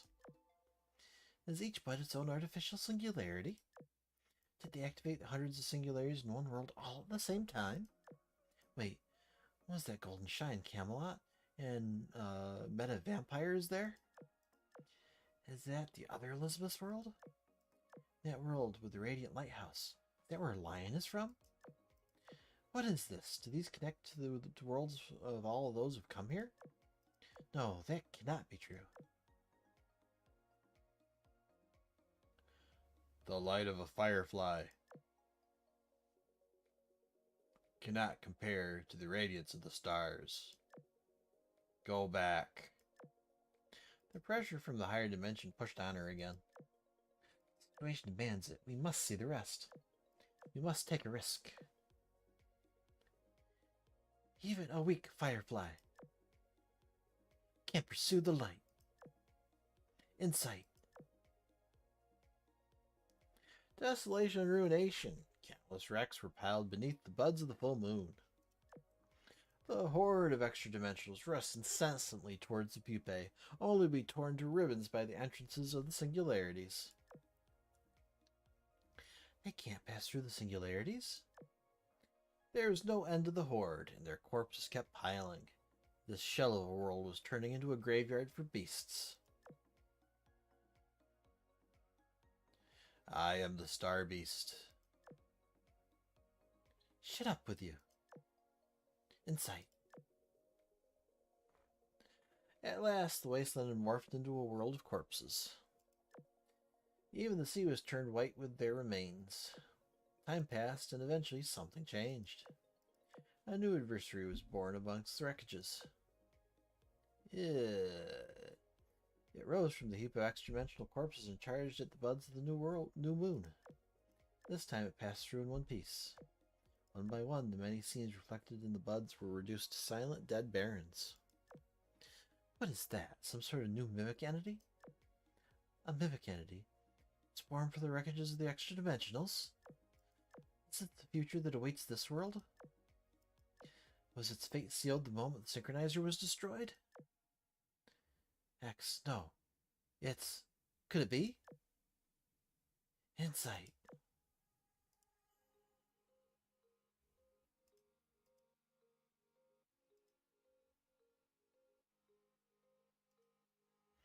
The world vanished in an instant into the void. Elizabeth could neither think or feel. Her very presence began to fade, each moment of time stretching on for an eternity. That's not good. Curses. Return to the Queen's light. Elizabeth suddenly collapsed during her examination. Your Majesty, what happened? You look dreadful. Dots. Forgive me, I should not have used that word. Get us out of here. What word? Dreadful? What happened? Your Majesty? What word? Take the train to the Rose Tower. Okay, she doesn't look like she's in good shape. Compiler the Reliable. We arrived at the repairable and dormant facility that Compiler spoke of. On the surface, it looked like a coastal factory that was destroyed years ago. Compiler commanded a swarm of drones to pick apart the wreckages. Then, after leveling the area, new sections began appearing one by one, coming together to form an expanding territory. First, she established a factory, then an airport, a regular port, a radar site, strong defenses with massive cannons, and many more buildings I can't name. The factory got to work and started churning out small robots. They joined the swarm, taking apart the wreckages, built pipes extending deep underground, and erected embankments and formed rivers. Finally, she built a tall control tower at the base's center, which rose high above. The pipes are probably for replenishing resources. The tower, then, should be used to control the Mirror Sea. I'm guessing she's going to use the Mirror Sea as a protective shield for her base. Well, my guess wasn't necessarily wrong. What happened next showed that I'd underestimated Compiler. After the first control tower was complete, Compiler built a second one. She encased the Mirror Sea inside another Mirror Sea, then also added a mist consisting of a micro-layer medley in between the two. Once that was done, she finally stopped and nodded faintly. Commander, I fortified and camouflaged our temporary base. Bearing in mind practical access to resource supply and computing resources, I launched 5 Type 2 mass production lines and 2 Type 2 Enforcer Series production lines. This ensures basic combat capabilities. For now, we're safe. You're here to buy time or conquer the world? A weird question. Buying time, obviously. Most of my resources are currently going towards rebuilding my mainframe. Hang on, you even started rebuilding that? Its core will be operational in about 72 hours. It can be restarted at 10% of its original capacity. Dots. I have recovered some files about this test site from my surviving mainframe database, filtering down to the parts that should be interesting to you. I appreciate it. If there's one thing I need now, it's intel. So, did you find anything? I did. Serial number of this test site is SQ4577486. The destruction of this site's compiler was due to an attack by a horde of extra-dimensionals. Wait, a horde of extra-dimensionals? I surmise that they already possess the strength to fully take over the world. Are there any other survivors? Yes, I've set signs of a lost mass-produced patrol fleet unaffiliated with the Sirens. Must be a resistance force, like the one Fritz Rumi led. Can you pinpoint where the trails converge? I'm not yet able to perform a worldwide scan. Within my current sensor range, however, they converge around the port of LD. What's this? Commander, something has changed. Extra dimensionals are gathering into large groups. It's likely they're preparing a large-scale attack. Can you protect us? As long as we do not attack first, they are physically unable to detect us. When will our connection with Helena be back online? Impossible to estimate. Doesn't that put LD in serious danger? Most likely. Detecting several swarms approaching it, fighting has already broken out at the outer periphery.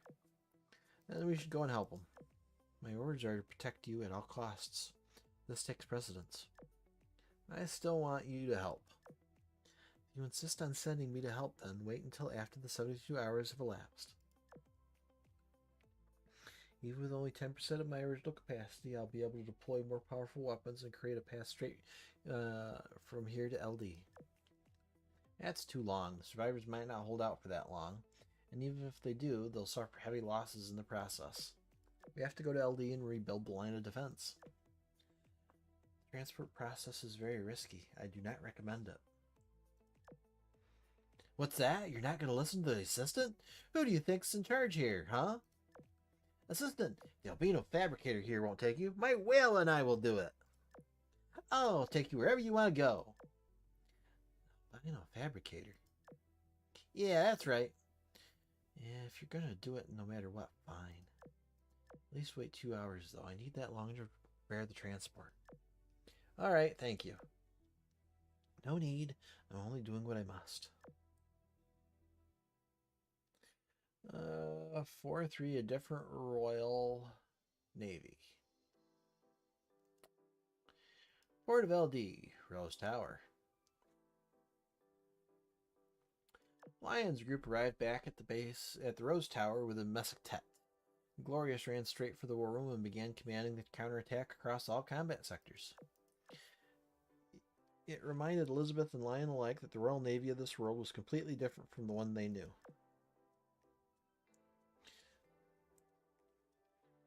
Factories hidden in the mountains, river after river dug out in the plains. By Jove, there are even purposely flooded sections to speed up the mobilization of pawns and mass-produced ships. They've torn the country to shreds. Even so, we keep fighting. Our glory would be tarnished if we let them run amok in our own homeland. Miss Elizabeth, I've spotted a large group of enemies in the direction of the 5th Wireless Communication Laboratory. Are you still unable to reach your meta counterpart? Should I send reinforcements her way? I still can't reach her. Fear not, however. Her escorts are the finest there are. It may seem like they're being pushed back, but they're simply being cautious out of lack of information on the enemy. Send your forces to the sectors that need them the most. If we can help in any way, just say it. It's why we came here in the first place. I concur. Don't walk on eggshells for our sake. Whilst the enemy is numerous, it is readily apparent they're uncoordinated. If they're going to attack the Rose Tower, we may as well meet them outside. Understood. In all honesty, something odd is currently transpiring in the Wales sector. I don't know what to do about it.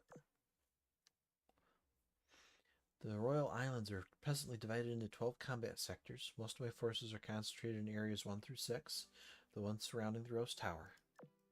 Wales sector is number 9, and I am frankly at a loss to handle the situation there. Say no more. We'll deal with it. Would you happen to know anything about what's happening there? Shortly after the extra dimensionals appeared, I detected signs that a Siren fleet had come back online in the area. Wait, Siren fleet? Didn't they completely vanish from this world over 100 years ago? Correct. However, I am sure that it is them. I caught footage of a swarm drones repairing one of their former factories. My latest intel shows they formed a fleet and are currently cutting through the horde of extra dimensionals. She found compiler. They have entered the flooded region through the Bristol Channel, and I believe that they're heading toward the Rose Tower. If they're the Sirens from your world, doesn't that make them allies? Most likely, yes, since despite them having sighted my monitoring stations en route, they did not destroy them. Here, these are pictures that my hidden cameras took. Glorious brought up numerous photographs on the war room screen.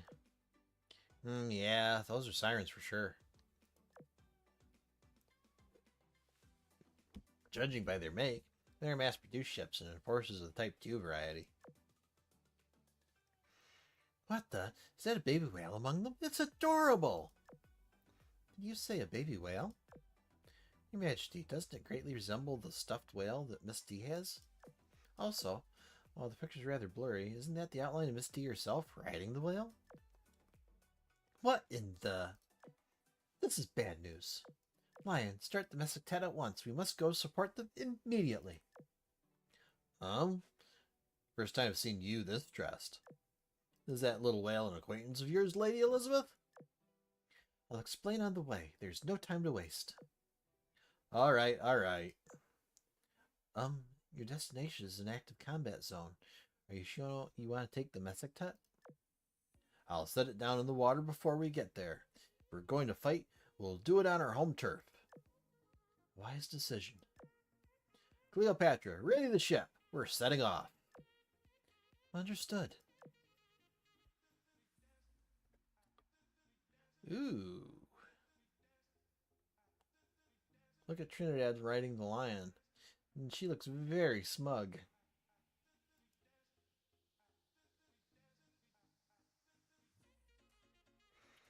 That's Compiler, and those are Sirens. Compiler's transport plan proved a lot simpler than I anticipated.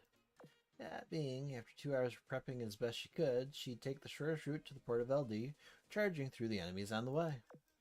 As expected, or perhaps not as expected, our fleet has ended up in a stalemate with an army of extraterrestrials in the Bristol Channel. Hey, Albano Fabricator, why have we not moved an inch in all that fighting? Do something about this. The enemy has grouped up, making them stronger than some of their parts. They've grouped up and they're gonna hit us till we die. Calculating the realization between size of force and combat capabilities now. Enemy is more numerous than predicted. We must slow down for safety's sake and wait for more production lines to come online. And why are you building a fort here? It's necessary to preserve our momentum. Too slow, too slow! Who knows when we're gonna get there at this speed? Arrival within the next 72 hours is guaranteed. He likes that 72-hour figure so she can get her darn mainframe. That's just as long as you said before. Negative. The 72-hour plan did not account for travel time. The current plan assures arrival within the next 72 hours. Ugh! You're going with a tactic like this is pretty consistent with her modus operandi. You can't afford to take our sweet time, though. Hey, come up with a plan. I really should contact the survivors in the area. They may not be able to send support, but even intel on their waterways would be a godsend.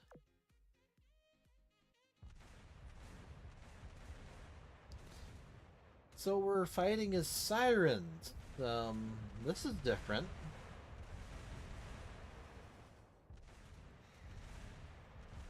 I was wondering why we had siren support ships in the main campaign. Extra Dimensional Hydra, level 120.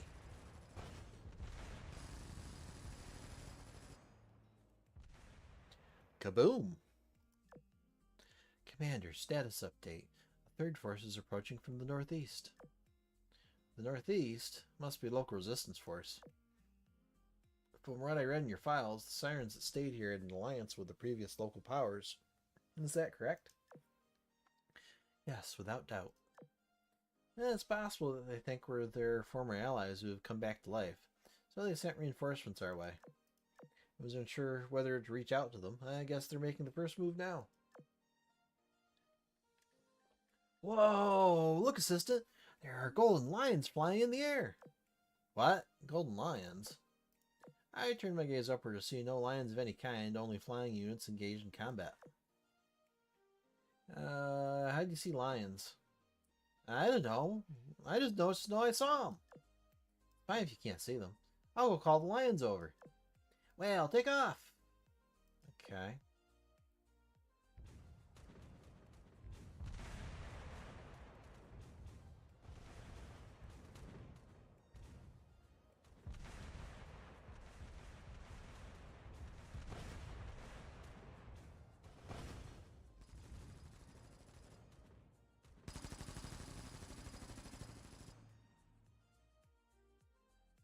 Lion!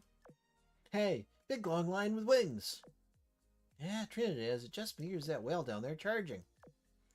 Looks like it. I think there's someone riding it too. Whale doesn't seem to have any weapons. She'll hurt herself if she collides with us. Quick, we have to save her. Here I come! Careful. Hey, it's fine. I caught her. Woohoo! I flew like a bird! Whoa! There's a whistleblower and a scorpion lady on this lion. Hello! Scorpion lady. Oh, what? What scorpion lady? That's you! Come on! You need to go see the assistant. Who? What are you talking about? After Miss D boarded a lion like she'd wanted, I managed to get in touch with Elizabeth aboard the Mesictet. We had a brief information exchange and I learned the gist of this world. As one might expect, though, I initially wasn't sure how to react. Exposition dump. First, there's Lion and her team coming from a world where Elizabeth is no more. Then there's the miracle of me ending up in the same place as the Elizabeths did, and how all three groups mistook each other for the fighting force native to this world. Naturally, Elizabeth was quite shocked to learn about the whale having shrunk and Compiler accompanying me. At any rate, Compiler built a defense line and bolstered aerial forces, after which I boarded the Mesictet with the rest and headed for the Rose Tower in the port of LD. As for Misty, she apparently chose to ride the Flying Lion. I have to ask, what are those flying lions? Well, $1. They are Mesictet's secret weapon. I cannot share more than that as it's confidential. Oh, $1. That's the frickin'... Okay, I know. Coronas. They're just mass-produced siren ships that you put solid holograms over. Ahem. Cleopatra, start the ship. But Miss Governor, Trafalgar is yet to come aboard. Just send one of the Luxwing Lions out to her. She didn't seem very keen on flying, but I'd hate for her to have to pass on such an unforgettable experience. Now start the engine. As you say.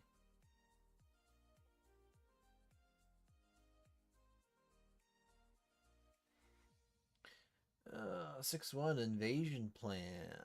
Ew.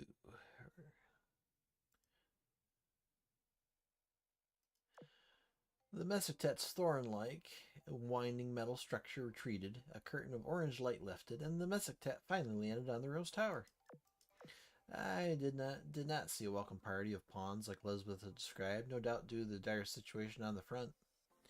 Glorious Meta offered her apologies for this. Naturally, Elizabeth and I both assured her that it was fine and that she didn't have to leeway for a grand reception. On the way here, Elizabeth shared with me as much intel as she could. Compared to what little Compiler had gathered, she broadly understood what calamity was taking place in this world. Some of it I'd seen in Rumi's world before. Extra dimensionals attacked, and the sirens were destroyed. In this world, however, the Star Beast had not shown itself. Additionally, the extra dimensionals in this world were much stronger than those in Rumi's world, as we learned while carrying out Compiler's plan. I speculate that the reason the Star Beast didn't show up was that the extra dimensionals already present were enough to wipe out the sirens, and never needed to appear. While examining the battlefield map in the war room, it hit me how the Royal Navy defined its sectors in an unusual way.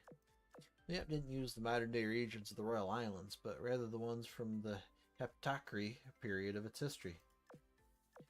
I asked Glorious about it, and she explained with an awkward smile, "This way, it makes the Rose Tower the heart of all the combat sectors."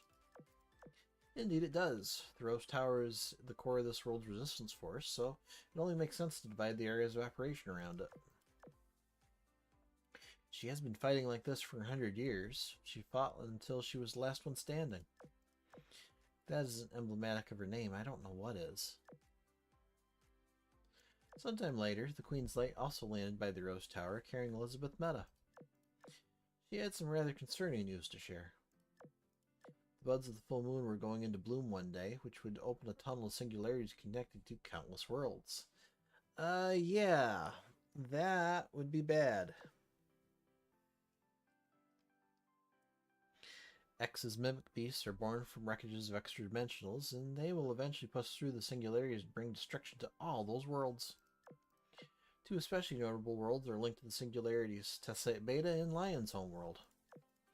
However, the ones who stole the inaccuracy synchronizer as well as the Star Beast have yet to show themselves. Since Elizabeth exhausted herself by overusing her power, she'll have to stay on the train and rest. It's all up to us now. We gotta do something. Port of LD, Rose Tower, War Room. The Rose Tower is the Tower of London. The horde of extra dimensionals has the buds of the full moon. It's almost like they're waiting for the sepals to open. You know, Glorious Meta's been here, trapped in the Rose Tower. Surrounded by basically recreations of her friends that can't really speak as sentient beings. That's sad.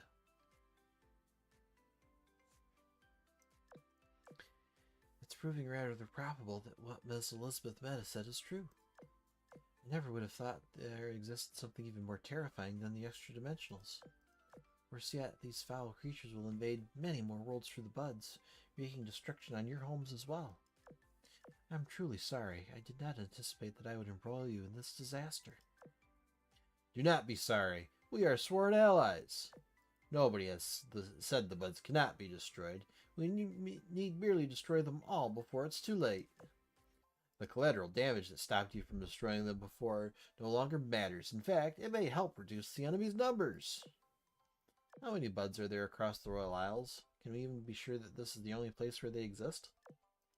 Back when I still had contact with other countries, I verified that they had appeared nowhere else. That's convenient. As for how many there are, there's no exact figure.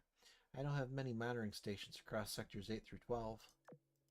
However, based on current data, I estimate there are somewhere over 400 of them in existence. Over 400. It'd be tough to destroy them all. The solution is right under your nose. Why must we consider destroying all of them? Because each and every one of them connects to a whole world? Regardless, our power is limited. It's simply a fact that we cannot save everyone. You're right, we can only do so much. Still, I will stop at nothing to destroy the bud that leads to my world, whatever it takes. Elizabeth Meta, can you locate those two buds? Of course, we remember them vividly. We sorted the coordinates right after we got back. They've been processed, sending them to you now. Beep beep. Coordinates received, Miss Elizabeth. Let's see, one is in the southwest of Wales, by the waters of the Vale of Glamgoran. The other is on the Isle of Wight in the Wessex sector.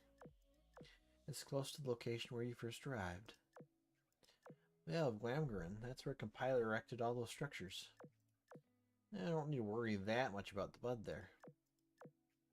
The sooner we deal with the risk, the better. Let's split up. I concur. We should each dispose of the bud connected to our own world, yes? No, because it'll make one of our teams significantly weaker. You'll struggle, Lion. Yes, you are correct. That's... Aha! Then you'll have to share some of your forces with us. Take my meta counterpart subordinates with you. I, my own subordinates, and Compiler will accompany my servant here.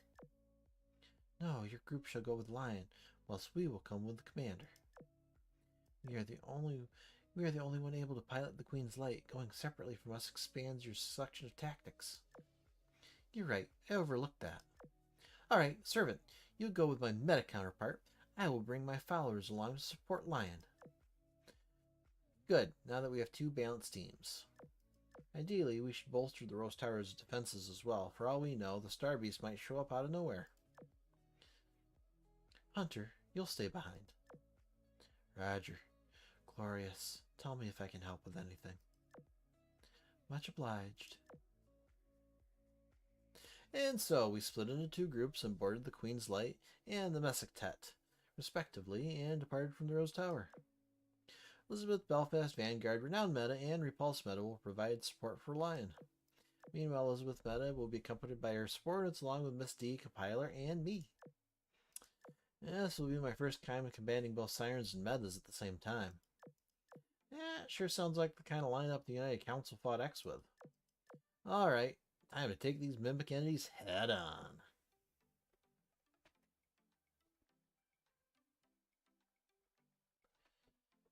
Alright.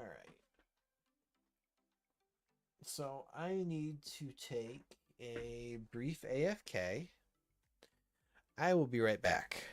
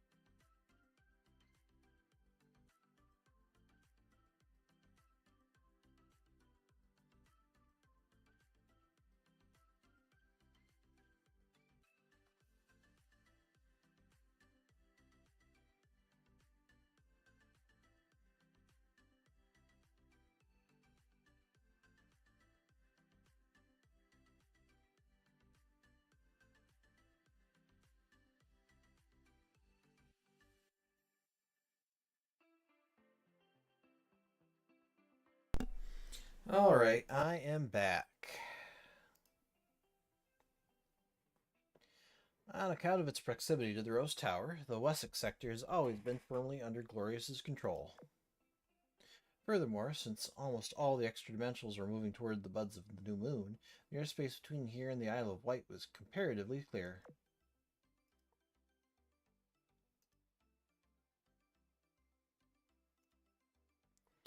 This allowed Lion to pilot the Mesoctet to the island in record time. Once we disembarked onto the sea, the ship girls assumed battle formations and engaged the enemy in direct combat. Ooh. Once we're below the bud, we can set up the high-yield explosives that Elizabeth Meta supplied us with. I brought extra just to be safe, and asked Glorious to provide aerial support. One might call it double insurance. I think her explosives should more than suffice. Knowing her, she probably already gave you more than needed. Better to be safe than sorry when so much is at stake. I also brought my own bombs for the purpose of the expedition. I thought I'd use them to blow up a mountain to make a base or some such. Instead, they'll be used to bring down a giant. We spent unimaginable amounts of resources to construct just one singularity, and there are over 400 ones just growing in the wild. And now I must destroy one of them with my own hands, lest everything I hold dear vanish in a heartbeat. Heh, just yesterday I was sitting by the bank of the Nile, looking forward to a new era. Today, I'm caught in a battle to the death with an incomprehensible foe, facing a crisis that involves the survival of my world. How do I put it? It feels like being in a bizarre dream. The situation makes me want to tender my resignation. I have no idea how I will write a report on this when I will return. Thinking about writing reports at this time? You must utterly adore your job. My mind is a mess currently.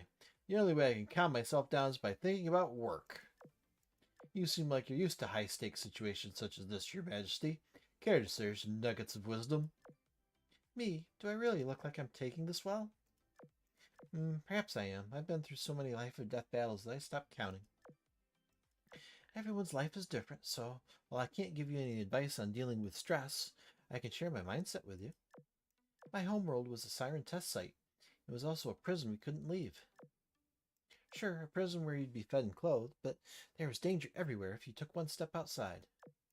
Even if a prison is comfortable, would you be content with living and dying by the whims of its warden? In our case, we eliminated the warden and gained some freedom for ourselves. That you did.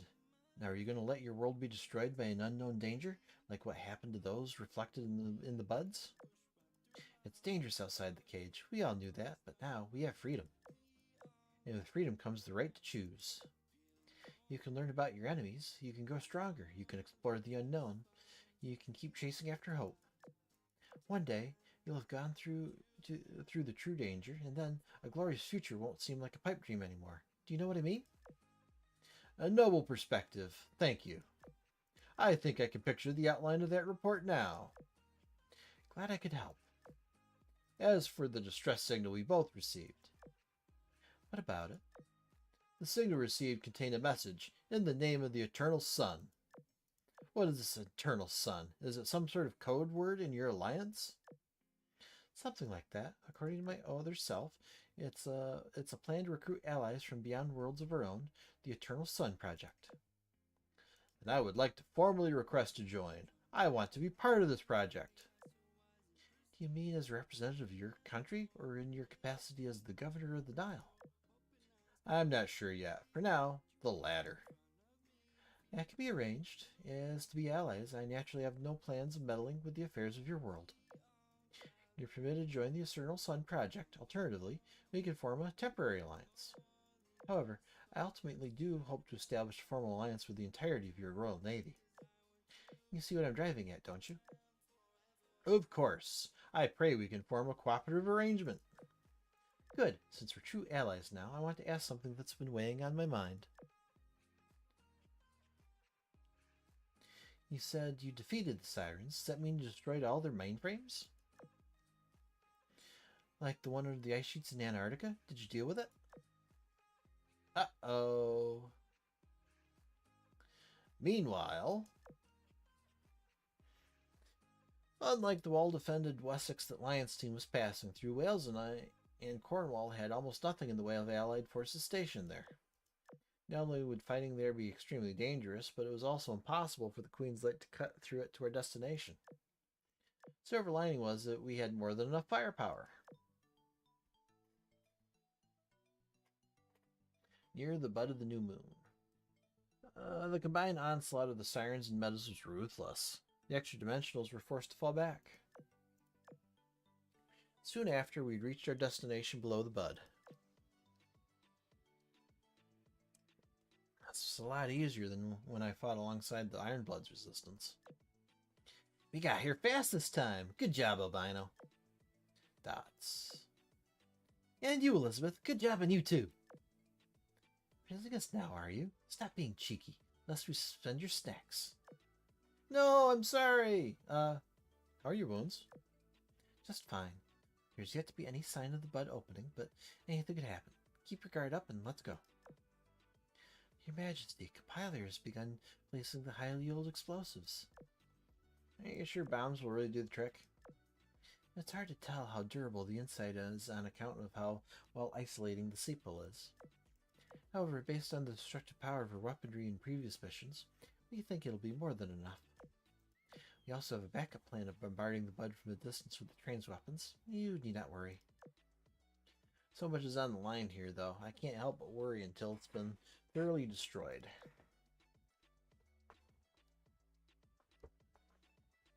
I stare at the bud of the full moon floating in the air. All of a sudden, the sepal opens and the bud begins to bloom. Its inside reveals a continuously changing space.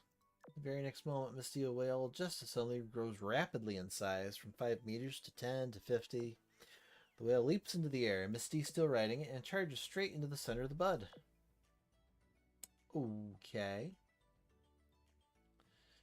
6-3, Bridge to the Beyond.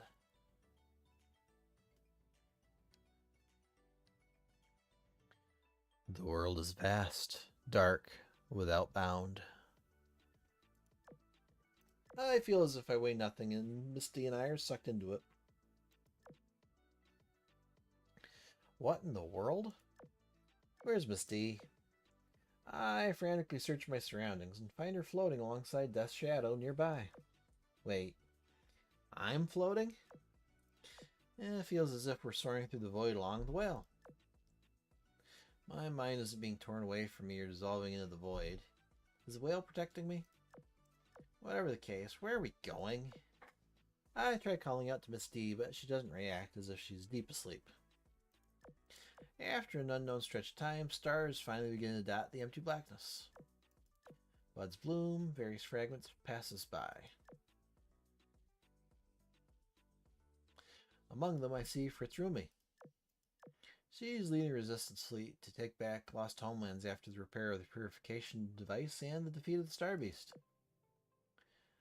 The enemy's formation is breaking. Don't let up. Drive them back once and for all. Does this bud connect to her world? Next, I see Raffaello. After the restoration of the Sardinia League, she holds a personal exhibition in Florence. Her paintings display scenes from her dreams. Most conspicuous among them is a portrait of a girl wearing a black crown. No exclusive? Never before seen things about Her Holiness Marco Polo? Come see my exposition. I see this one goes to Raffaello's world.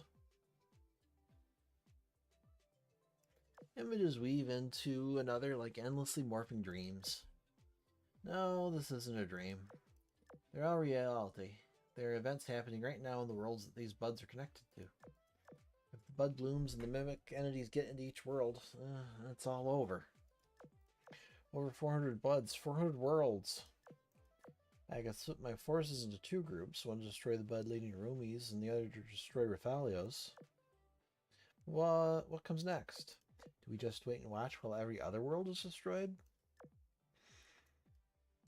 Every world has its own history, its own people, and its own future. I can't be complicit in this. We're going to try to save them all. But When will they bloom? Is there enough time? Are we strong enough? How many sacrifices are worth it? How many can we save? How many must we abandon? Which do we rescue and which do we let die? Dots. I am too powerless. With all my resources, power, and knowledge, it's nothing in the face of this real crisis. Do I give up? I can't give up. This is all wrong. I have to do something about it. This is all wrong. I have to do something about it. What? You two are... Beep, beep. Engaging Death's Bridge. Beep, beep. Switching to real-time communication. Beep, beep. Attempting communication. What are you doing?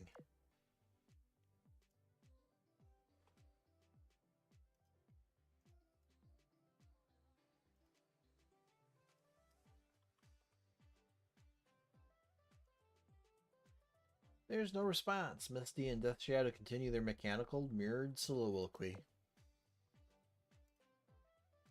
Beep, beep. Beep, beep. Beep, beep. Hello, Death. Why have you contacted me through Death's Bridge? What's going on? You need me to come there? You're silent. Are you in a situation where you can't speak freely? Don't worry. Remain calm. I'll be there right away. Call ended. Closing Death's Bridge. That voice was so familiar.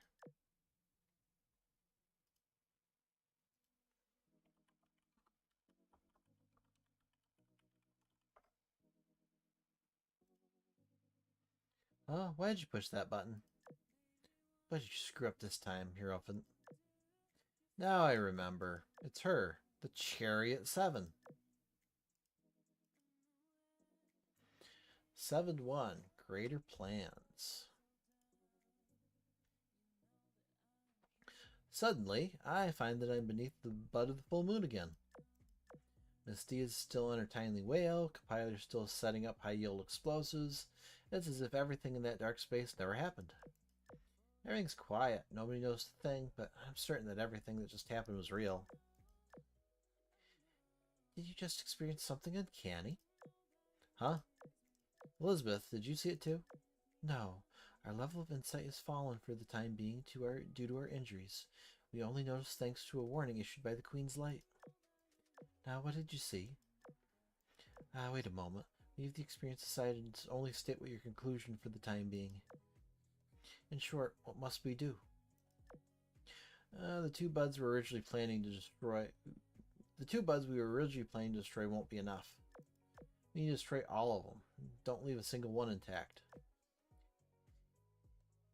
Even where we tip in tip-top shape, that would be outright impossible. Our combined efforts can destroy more, yes, but we still must pick and choose. Don't worry, reinforcements are on their way. Reinforcements? Gah, Assistant Elizabeth, the bud! It's moving!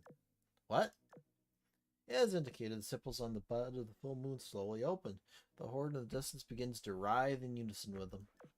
Oh no, we don't have much time until it blooms. Let's destroy this one as planned right away. Then we return to the Rose Tower. We'll have Lion's fleet meet up with us there. Things are changing by the second. We need to make a new plan.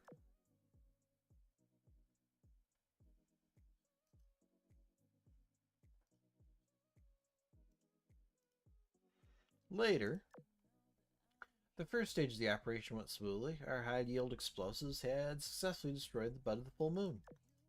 Everyone successfully retreated the tower before it exploded as well. However, many other buds around the Royal Islands unfolded their sepals and bloomed, creating singularities that connected to other worlds. Extra-dimensional horde washed upon the buds like a tidal wave before being ripped to shreds by them. It was exactly like what Elizabeth Meta had seen. During this meeting, I tell all of our allies about the need to destroy every single bud. And that the arbiter named Cherry is on her way to this world with an army of Antiochus. Destroying every bud in order to protect every world, eh? You're ambitious. I like that. Lion, you can't be seriously considering. I haven't said yes yet. Commander, Your goals are lofty, but you haven't convinced us all that they are feasible yet. Let me ask you 2 questions before I'm satisfied. Go on. You've told us about the relationship between the Sirens and Antiochus, as well as the Experimentation Division. But first, when is Chariot coming? Will she be here before the mimic entities appear? Second, can we even rely on her, or is she going to kill us along with them? I don't know exactly when she'll be here, but we're using an emergency communication channel. Given the Arbor's usually quick action, she should get here in time. Regarding your second question, the X and the Antiochus always fight until one side is eradicated. Even if she did try to kill us too, she'd only do it once the X threat was all gone. We should have plenty of time to escape. I'm hearing a whole lot of should. Lives are on the line here. If you cannot be sure of yourself, I am not convinced either. Though, I do like your courage. A big of a gamble as it may be. If we win, we can save hundreds of worlds and build a relationship with an arbiter. If we lose, I'm happy to accept the fruits of victory, but I'm not interested in the burden of defeat. If things look bleak, my people and I will take our leave. Don't blame us for that. I won't. We're ready to retreat if necessary, too. I want to save as many worlds as I can, but I also want to avoid unnecessary sacrifice. That includes myself and my friends. Good. Then let's discuss details.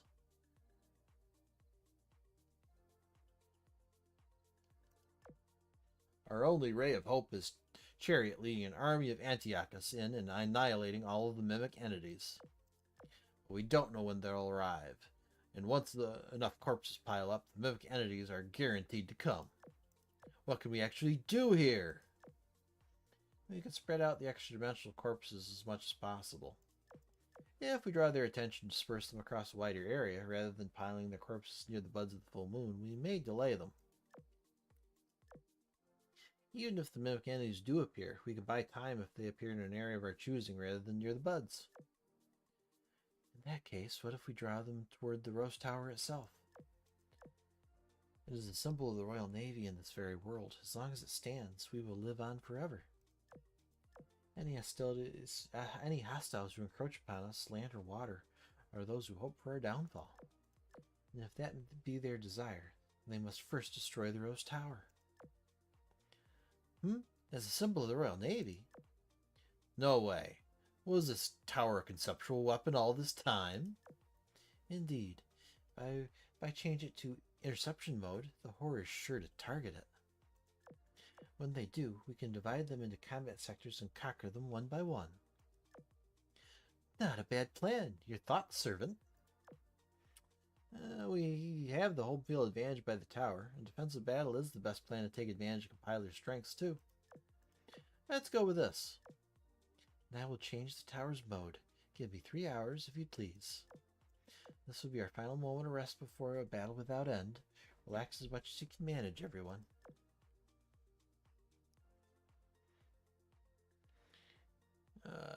Admiral McHale? That sounds awfully Northern Parliament. Test site SQ4577486, Royal Islands, Rose Tower. As Rose Tower entered charging mode, the walls of nearby buildings were gradually encased in light. Having temporarily left the front, Glorious used the remaining time to host a tea party, hoping to socialize with the other metas. Lion and Elizabeth went together to discuss the details of their alliance. They didn't want to leave ambiguities in the event of an emergency retreat. As for me, I went to Repulse Meta and Renown Meta to talk about the things that had happened in the past. I should add that my intention with this wasn't to stop them from going to the tea party. It's just that Repulse County murmured she could sympathize with the girl, but at least she had tea to drink for the past 100 years. She didn't seem too keen on going to the tea party. I'm glad no one else heard that sad line. So you wish to know what happened in World Alpha? As you may or may not know, everyone who left Alpha, including us, has more or less forgotten everything about that place. Or rather, we have false memories. Furthermore, we are completely unaware of this issue until we realize it on our own. What this means is that, frankly, even I am not sure how much of my memories are true. That being said, I do vividly remember the thing you want to know about. Fight until the last light is faded. That was indeed the order the Council gave us at the time. You may also already know that there are no survivors from the Northern Parliament among the ashes. The reason for that is very simple. They all sank in battle. All of them. Hey, you call me driven by obsession? You should have a good look in the mirror. Project Dawn is the biggest obsession of them all. You think it's your ray of hope? You couldn't be more wrong. It's an express ticket to your downfall. Just being close to it brings misfortune. Do you know what happened to the people involved in this project? I can tell you. Don't answer. I'll tell you either way. The project planner went out with a fleet to test the new experimental device. Then, poof, none of them were ever seen again. Then the project was suspended and became an accessory to a separate project. And when that project started, our entire fleet, as well as our last admiral, were all sacrificed, not a single survivor. Fight until the last light is faded. That's what they all said. They all fought to their deaths and let someone else have their chance to live. This is what Project Dawn is. This obsession has been passed down. Was their sinking related to Project Dawn? Why did the Northern Parliament give up on retreating? It was because someone had to protect the Auroral City and maintain the weather conditions required for a retreat. The Parliament had always been the one pushing for Project Dawn. It was also the Parliament that volunteered to perform its final undertaking. After the fight until the last light is faded order had been issued, the Parliament's final naval commander, Admiral McHale, took his fleet and set sail. That was the last thing I witnessed with my own eyes, and it was the end of the Northern Parliament and World Alpha. Admiral McHale? Hang on. If we adopt this plan, there may be a chance of success. However, we must ensure that the jamming device remains operational as long as possible. In the meantime, we'll have to hold the line while evacuations are carried out. In other words, you already know this, Dr. Atost. We've taken it upon ourselves to build upon this framework. The meeting is now adjourned. Unfortunately, our proposed amendment did not pass until the United Council's vote. As a result, we will continue with our original plan instead. It is time to make a decision, General Commander. That's it. It was him. This is so strange. It's like some of the fog over my memory lifted as soon as I heard the name. Can't quite remember how he looked. Wait, something else is coming back. Activating system. Connecting to command system. So, Admiral McHale, are you pleased with the results of this collaboration? I had a look at all the testing data. I must say I'm impressed. Collaboration with the Dragon Emperor yielded Moon, and the one with the Ironblood yielded Fortress, and the one with the Royal Navy yielded Enlightenment. Now our motherland has created Scythe. This gives the War Protocol a 4th unit. Work can finally begin on creating the Council's new task force. I eagerly look forward to their performance in battle. Scythe, Fortress, and Moon. They were in the recording Hierophant showed me. Who or what is Enlightenment? It's tea party time!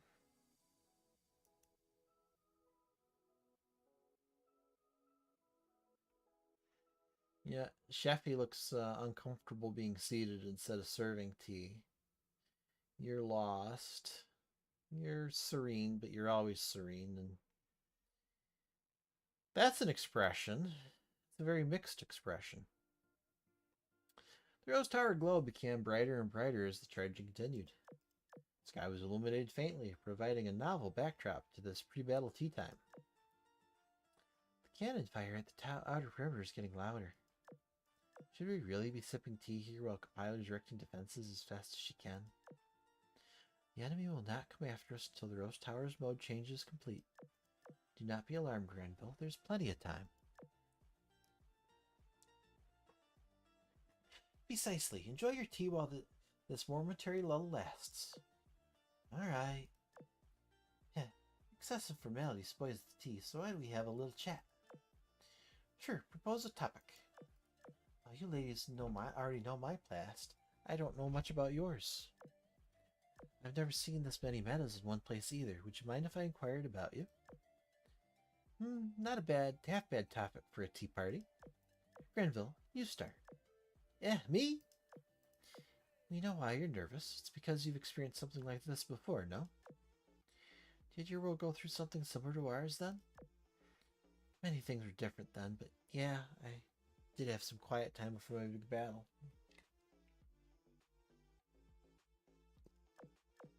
My home was a test site where we and the Sirens just kept killing each other. Well, to be fair, they were the first ones to propose peace and shared the attack with us, then one day they suddenly snapped and turned hostile. For all the good times we had back then, we suffered doubly hard afterward. Our world wasn't reset, but the hell we went through was even worse. My friends and I survived thanks to Your Majesty's leadership. She also brought what few survivors were left to safety. I decided to stay by her side after that and pledged my sword to her. They speculate the experimentation division in that world wanted to create a civilization with a certain degree of scientific ability, tear it down, and cultivate a new one from its ashes. That's why they didn't utterly destroy it, and that's also why Grenville, among others, could be saved. All this time, I believe Sirens were unwavering allies. What an extreme story. There are all manner of experimentation divisions. In the end, they are all built machines loyally following the orders given to them. In some worlds they are allies, in others they are invaders who one must fight to the death against. What about Compiler, who's aiding us as we speak? Is she like that? Her. She's a bit of an exception, which is to say, she's an ally beyond any doubt. That's a relief. Rebus, could you share your history with me? My past isn't much to talk about. I was wounded in a brutal battle. In my despair, I chose metamorphosis. Later, Her Majesty came and made me stable. I fought under her ever since. As for my world, it fared better. The Sirens were defeated before they completed their reset. Hunter, on the other hand, you were luckier, weren't you? A sudden mention. Yes, my world is a bit unique. Having walked this path with Her Majesty for as long as I have, it's become apparent how absurdly lucky we were. Much like this place, we initially coexisted with the Sirens and got on well. That is, until X's influence began to spread, and mimic entities popped up across the globe. In any other case, we would have fought the entities and barely come out on top, or we'd have been annihilated. However, almost as soon as the fighting began, an Arbiter appeared. She chose to fight the entities with us, and completely expelled all of them from our world before they could propagate. The Arbiter then made a decision. All experiments on our world would end, the experimentation branch would be dissolved, and our very test site would be excluded from the Antiochus' database. To do this required a worldwide cognitive alteration, erasing every last trace of Antiochus and X. Then there was I had already seen the truth and could not choose ignorance. So then the Arbiter brought me with her. I can remember naught after that point. Everything that happened after that, which Arbiter it was that saved me, all of it, gone. What I do remember is wandering the wasteland by myself, followed by her meeting Her Majesty and Miss D. Ever since that day, I fought by her side. That is quite the bizarre experience. It certainly seems like the Arbiters are more unknowable than the experimentation divisions are. They are self-alleged machines given complete personalities. It's little surprise that they cannot be protected. What about you, Sheffield? I heard you, Repulsor, and Renown were acquainted. Are you from the same world? While I do not share a world of origin with them, I have known them for quite some time. Broadly speaking, we met shortly after they left their home. Afterward, the three of us fought for a long time under the same organization until we got separated during a major operation. Following that, I met Her Majesty and decided that I would work with her. I apologize for the sparse details. To truly explain my past requires too much additional context to fit in a chat at the table. It's all right. What you've already told me was more than sufficient. There really is so much beyond this world. I'd love to hear the second group story someday. It's not as though they can't hear what we're saying at this tea party. Pardon? What do you mean? We know, Glorious. We know this tower's secret as well as why you locked yourself away here alone for all this time. I see. Glorious pauses for a moment, then takes a silent tip of her tea. I am the final glory of the Royal Navy. No matter what happens, I must not fall. At the moment, the Rose Tower pierced the sky with its light. The clouds that covered the Royal Islands for 100 years cleared up for the first time. It was as though the earth, the hills, the rivers, everything that remained in this land had some sort of connection to the Rose Tower. The Rose Tower existed on the Royal Islands, and the Royal Islands also existed inside the Rose Tower. As for Glorious, she turned into specks of light and disappeared into thin air as soon as the tower's light shone. Huh. Glorious is gone. We knew this was coming. Don't worry about her. She just retreated inside the tower to fulfill the duty imposed upon her. We'd better prepare ourselves too. Come, the battle is starting. 8-1, preparing for war. Rose Tower Compiler's Command Center. When the tower begins to shine for the first time, I've already taken my place in the command center built by Compiler.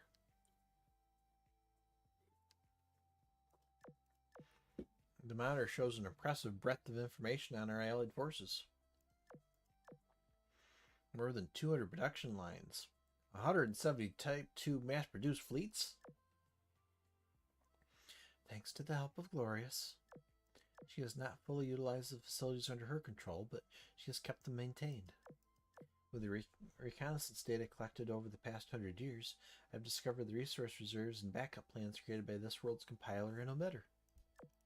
Within 6 hours, I can start at least 100 production lines and reform at least 70 Type 2 mass-produced mixed fleets. In a sparse few hours, she would have us all ready to go to war. It all looks like ruins to me, but you see resources in it all.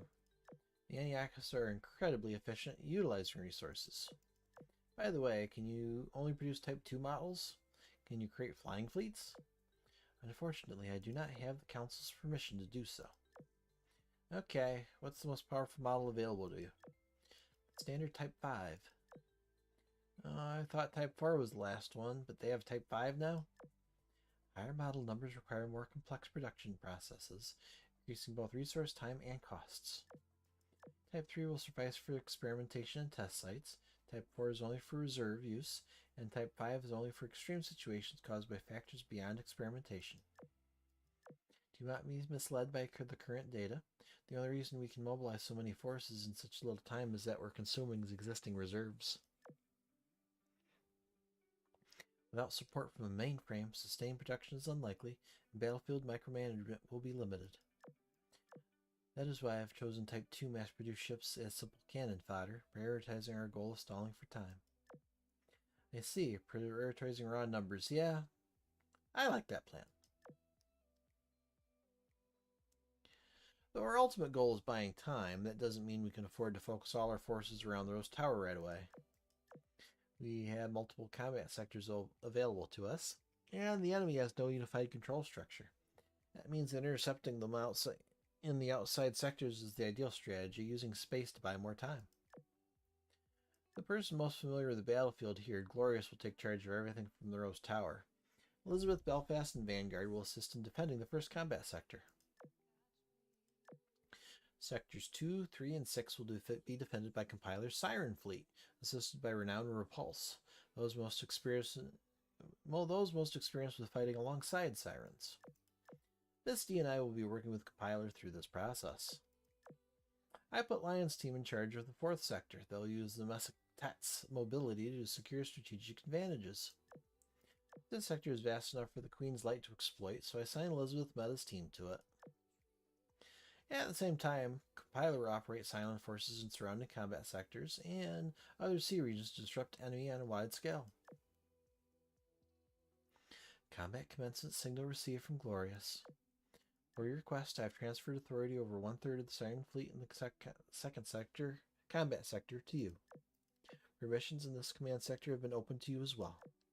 We will remain here and command the battlefield until it is time to retreat to the Rose Tower. Do you object? Not at all. Good. Then let us begin. 8-2, Class 2 Mimic Entities.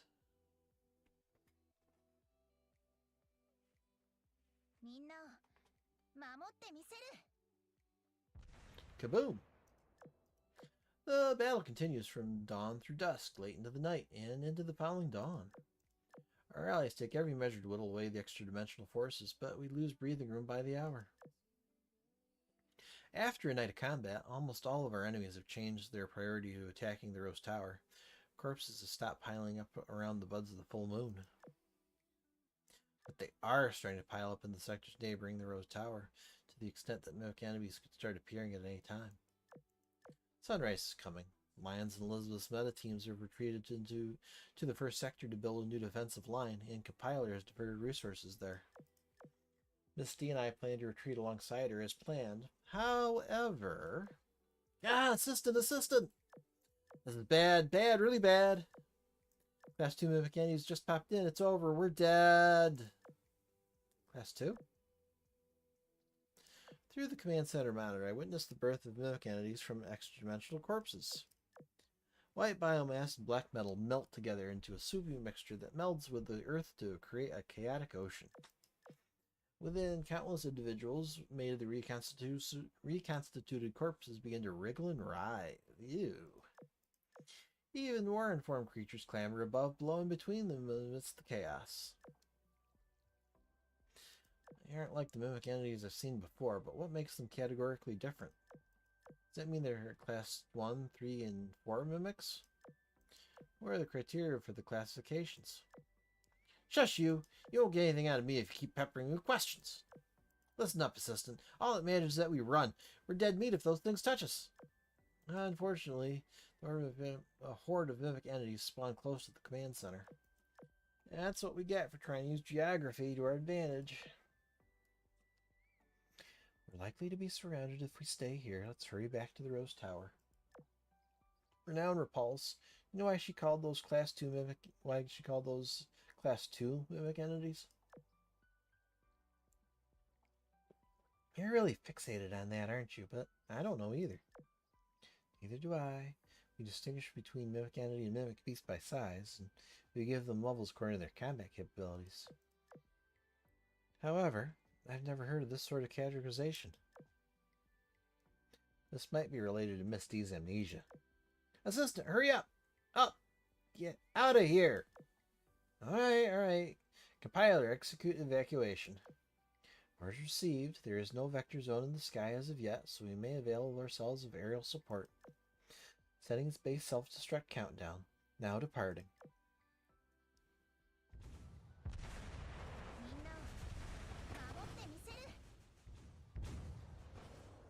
Okay.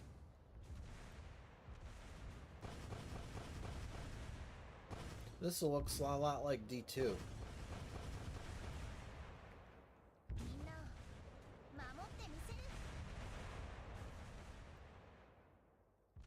Kaboom!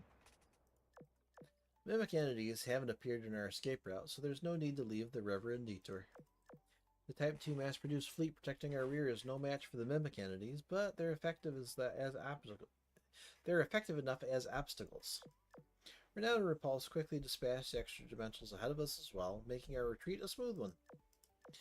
Like the ex-mimic entities from the Martyrium, they become vector zones when destroyed, allowing them to spawn anew.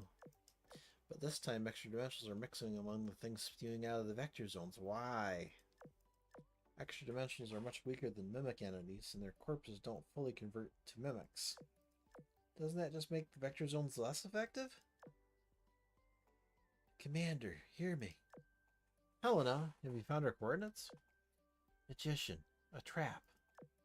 Our communications are being sabotaged. I can't hear her well. Listen. Can't save you this time. Watching you. Follow your heart. If you want to save them. Can't. Then run. No matter what. I'm by your thoughts. Helena. Helena! Damn. We've been totally cut off. A trap set by magician, eh?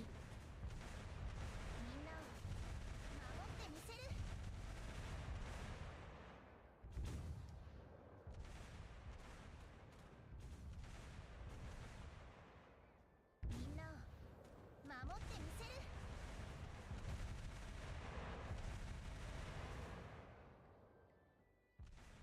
Kaboom! Good work, Commander. Leave the sector to us now. I've opened a path through the barrier. Please proceed into the Rose Tower. As soon as we approach the Rose Tower defensive line at the first combat sector, I spot the Queen's light soaring through the sky. Our strategic retreat has gone well so far. From here on out, this operation isn't a bid for time, it's a life-or-death siege. There's still room for retreat behind the defensive line. It can be brought all the way into the tower if need be. But after that, we're cornered. Chariot, you gotta get here soon.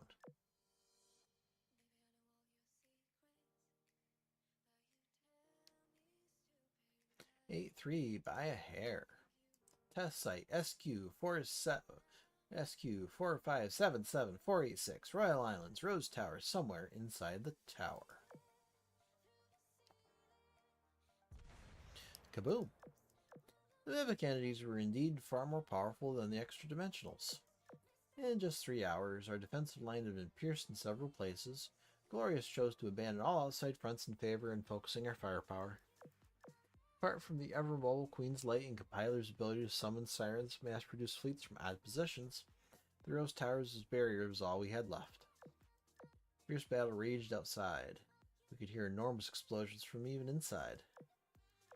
It was then that Elizabeth summoned me to a chamber of the tower.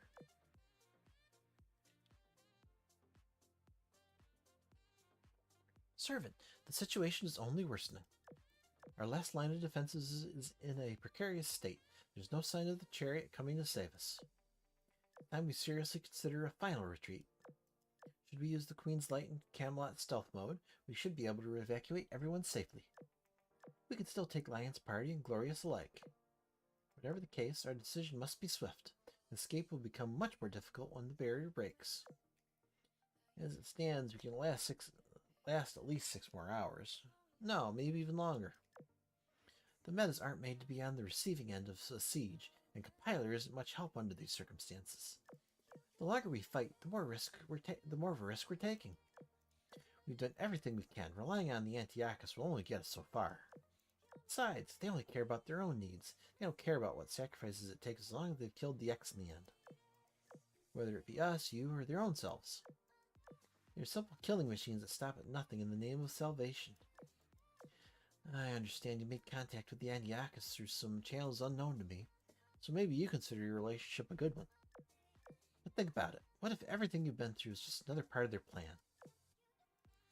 Further, how can you be certain they haven't discarded the plan entirely? Our world and Lions are safe. The meta version of me destroyed the buds of the 2 worlds you were particularly concerned over, too. Of course, it's cruel to simply abandon all the other 400 worlds. I'm not saying I want to. We must face reality. Just surviving and protecting the people we love is already too much for us to handle. If we die for nothing, then what will they do? The world is constantly in danger, be it sirens of the X, or the very people of that world, or some other thing we've never faced before. Things happen in places we can see and places we can't. We're no gods, we're no messiahs. That may be, but if we can't change results, we can at least still make a difference. We can't turn a blind eye to tragedy just because it's going to happen either way. We've decided that the Siren's methods are wrong, and because of that, we walk a different path. Be indifferent is the same to be as them. You're right, that's why I continue to search for allies, and that's why you've saved the other test sites. It has to be done one step at a time. We can't expect to fix everything in one fell swoop. If you must, then you may regret today's losses, curse your own powerlessness, and swear that you'll never let it happen again. But right here, right now, impossible means impossible. As I recall, you said, we're ready to retreat if necessary.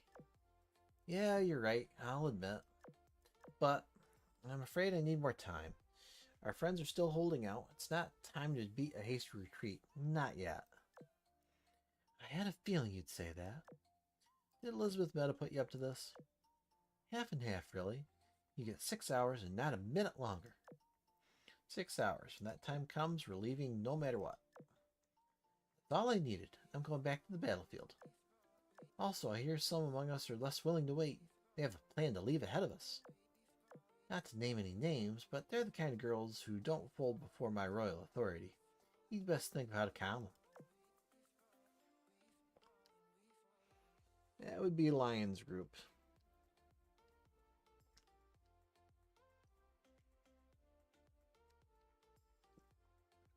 Immediately after Elizabeth's departure, Lion rushes over. I had a feeling. Commander, I've been looking for you. We've been fighting for long enough. Is this arbiter of yours coming or not?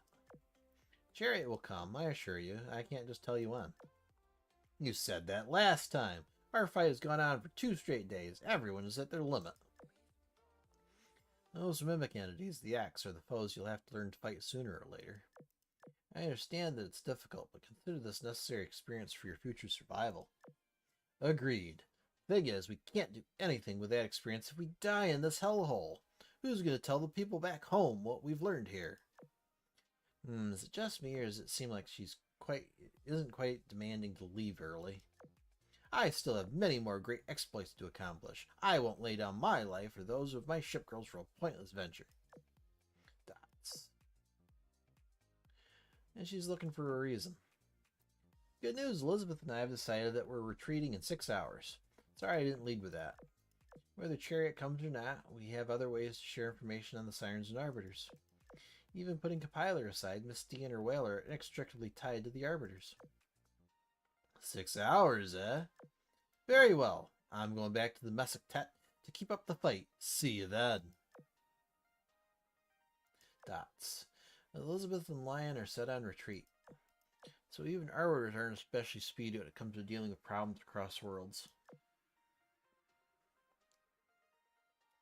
If Chariot isn't here in 6 hours, then we'll have to abandon this world. The buds are leading to Rumi's resistance and Sardania League have already been destroyed.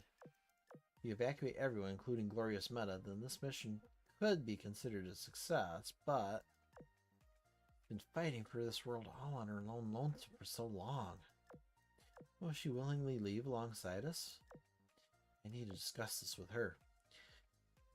That's assuming she even can leave. It sounds like she's inextricably tied with whatever weapon that this tower really is. 8-4, Glorious's choice.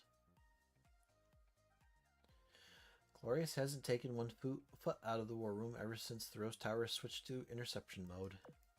However, a passage is open for carrier aircraft that connects the Rose Tower and the outside. It allows her to dispatch her air wings without issue. Hello, Commander. Are you here to discuss the retreat? You knew about it? Miss Elizabeth and Miss Lion each went to meet you, and now you've come to me. I assume that's why you're here. I've heard that the Sirens give serial numbers to their test site. You and your group are from test site Beta, correct? What kind of world is it? That's a pretty vague question. You ask me if it's a beautiful world filled with life, hope, and endless possibilities. A world that overcame the fate imposed upon it. Overcame the fate imposed upon it? A beautiful world with so many lovely things? It's wonderful. It must be even better with someone as great as your Miss Elizabeth around. Do you happen to know the serial number of this world? SQ4577486. Test site SQ4577486. I see. This too once was a beautiful world filled with life, hope, and endless possibility. Commander, you did not give up on your home, and neither will I give up on mine. Glorious. You crossed paths with many a meta. I'm sure some of them have given up on their worlds, while others are looking for a new place to call home. I respect their decisions and wish them the best. I, however, cannot and will not give up. In truth, you don't want to give up on this world either, do you? If you did, you wouldn't have persuaded the others to keep fighting as long as they can. Even so, things are what they are. Nothing will change if we give it our all. That's your reasoning, so you reluctantly agreed on our retreat.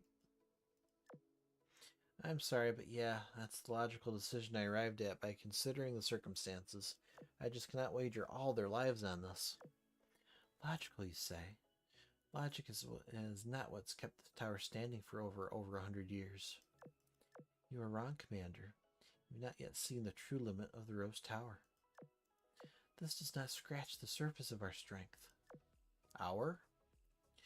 The noble girl has moved to the center of the hall, sword in hand. I have seen the sword before. It was in Elizabeth's treasure collection. Is that the Sword of Mercy? I am the final glory of the Royal Navy. I shall now let it shine radiantly. O souls resting beneath the tower, O prisoners captive within it, I awaken ye for one final, glorious battle. The originally sealed-off hall begins to expand outward infinitely. Amid countless rooms, countless fragments of light glitter. I see the grand ambition that Elizabeth had when the war began. We'll build a great tower, a tower able to protect all the Royal Islands, and its name shall be the Rose Tower.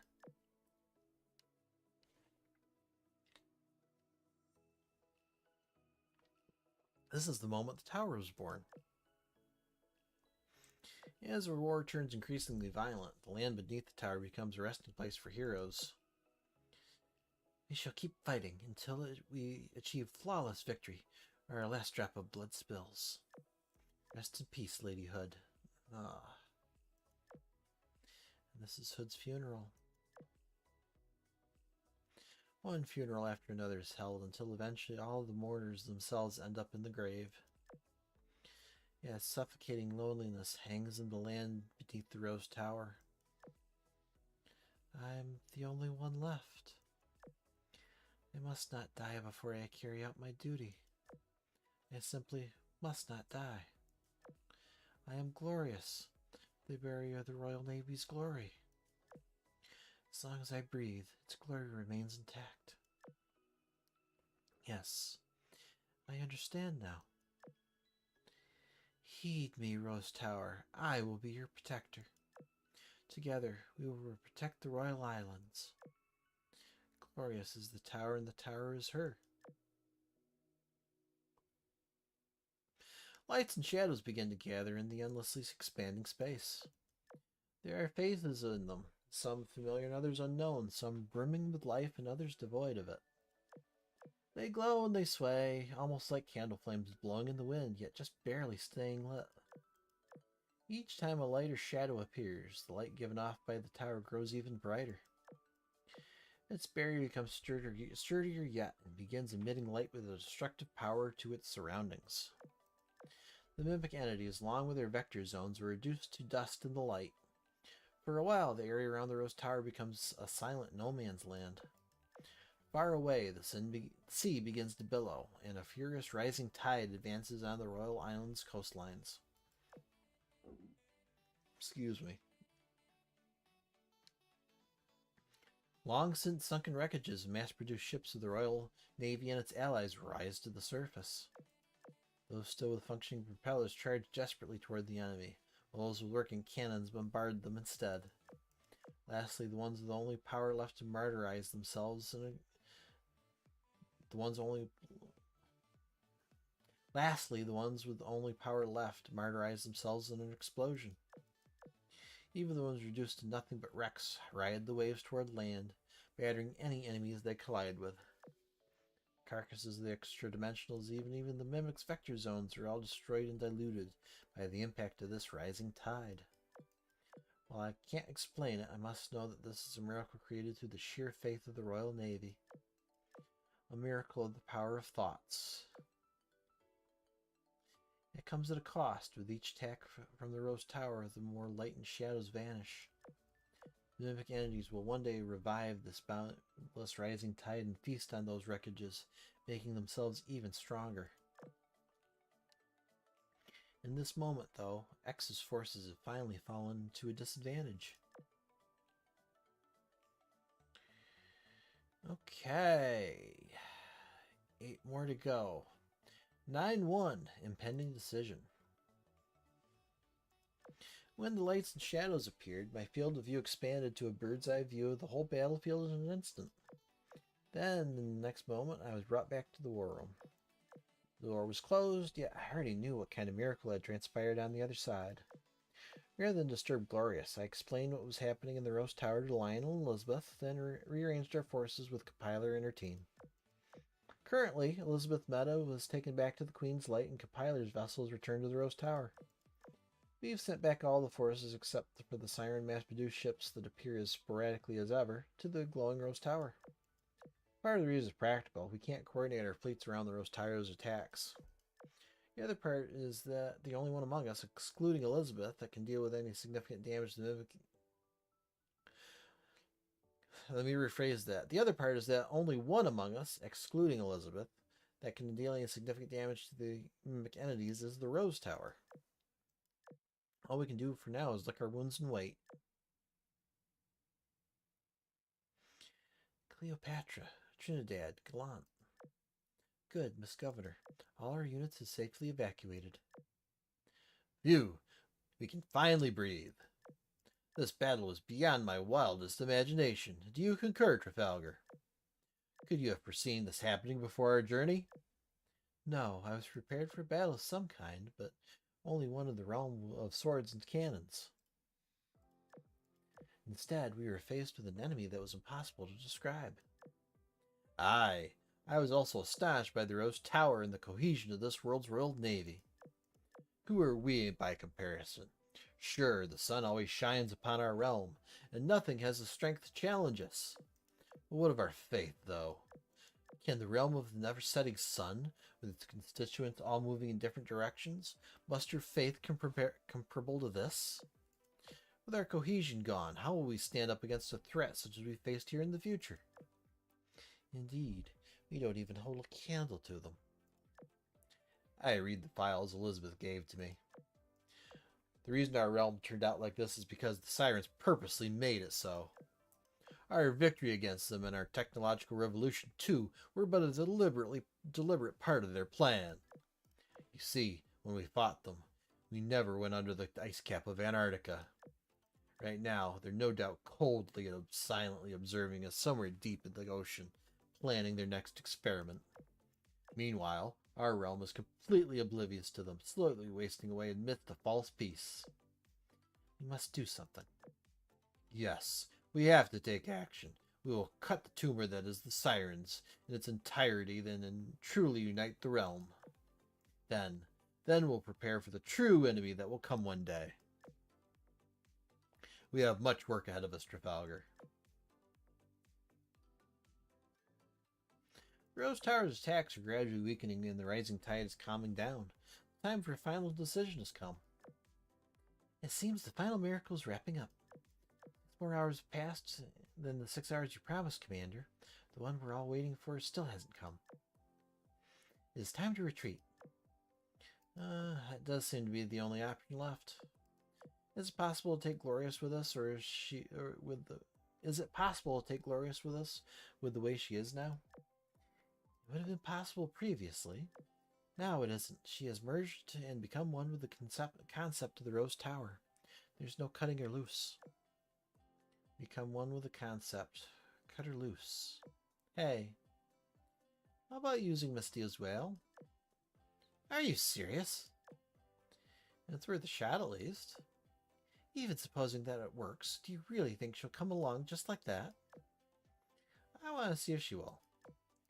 I decided to withdraw and gave up on saving those worlds I'd never seen because I'd done my best and still failed. But Glorious is a different matter. I can't just watch and do nothing while she chooses to die. I haven't done my best at convincing her. That's the thing. You cannot. But perhaps the other Elizabeth could, or maybe even. Bah! We shall do it ourselves. In the meanwhile, You should thoroughly figure out how to draw power from the whale. I will, thank you. You're welcome. If there's a possibility to save her, then we don't wish to see her fall any more than you do. Now go. We need to prepare.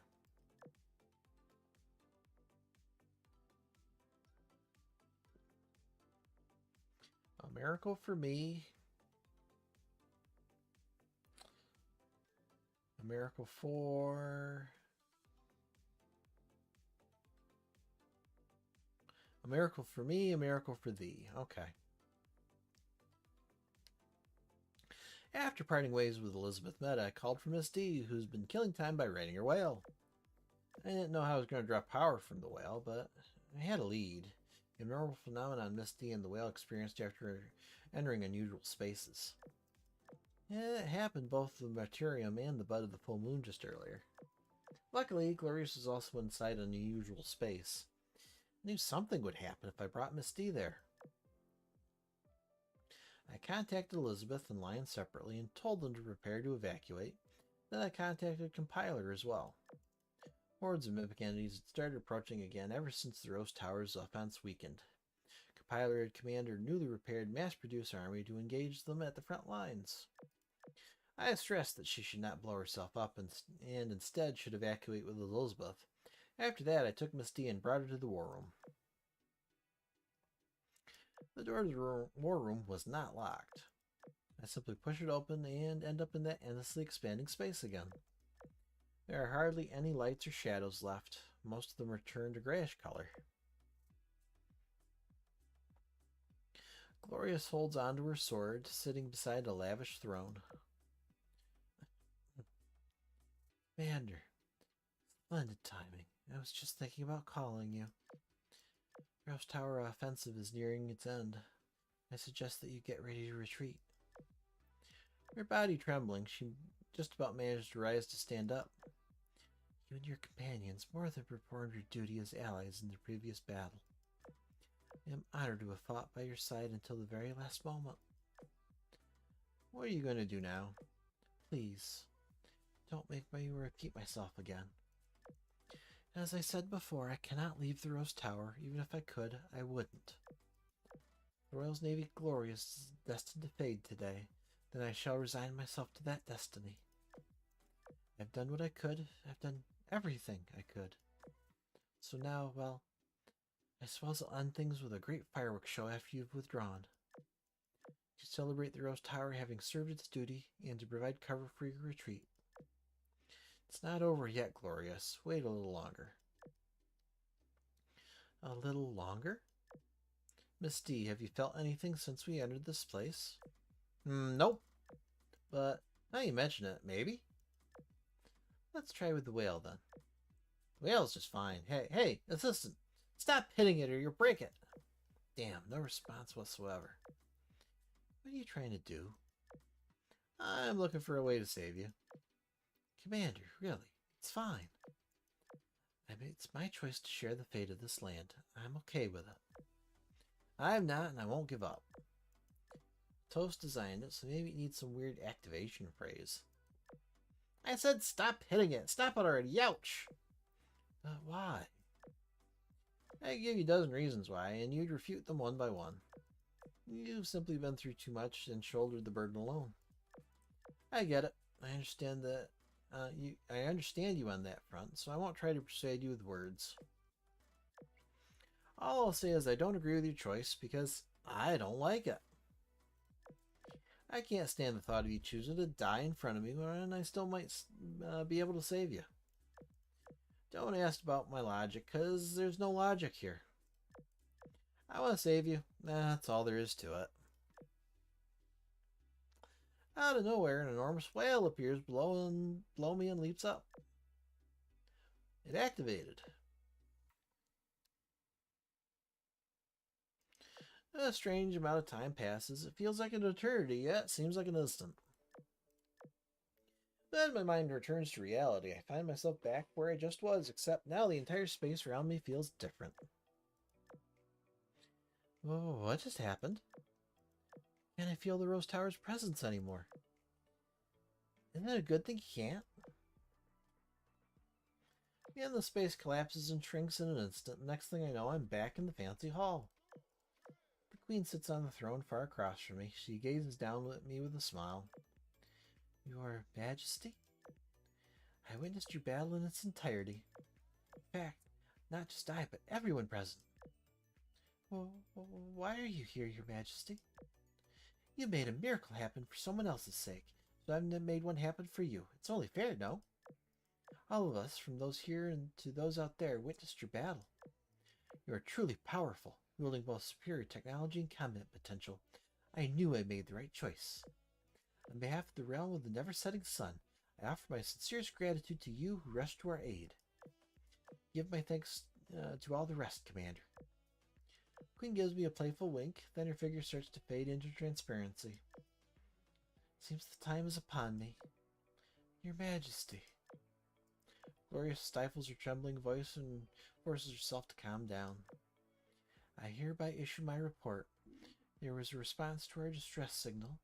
Our allies brought a fleet to support us. Yes, they certainly did. I'm proud of you, Glorious. You accomplished your mission with flying colors. I will now give you a new mission. Live. Witness a brighter future that all of us would have gotten. As you wish, Your Majesty. As for you, my sworn ally, take care of our Glorious. I will. I swear it on my name, Queen Elizabeth. Good. Now it's time for me to leave the Rose Tower. It's the monarch's duty to protect their subjects to the very end. As soon as your business is done, leave this place post-haste. Also, Otherby, do one last thing for me and help hold a grand funeral for this Royal Navy. I feel as though Elizabeth Meta's consciousness silently acknowledges this in the far-off distance. The Queen becomes vividly opaque again, and the light around us that was on the brink of extinguishing brightens up again. I don't have the luxury of staying to watch whatever will come next. Just as she has her duties as the Queen, I have my duties as the Commander. That is, bring everyone back home safely. That was sad. I need a moment.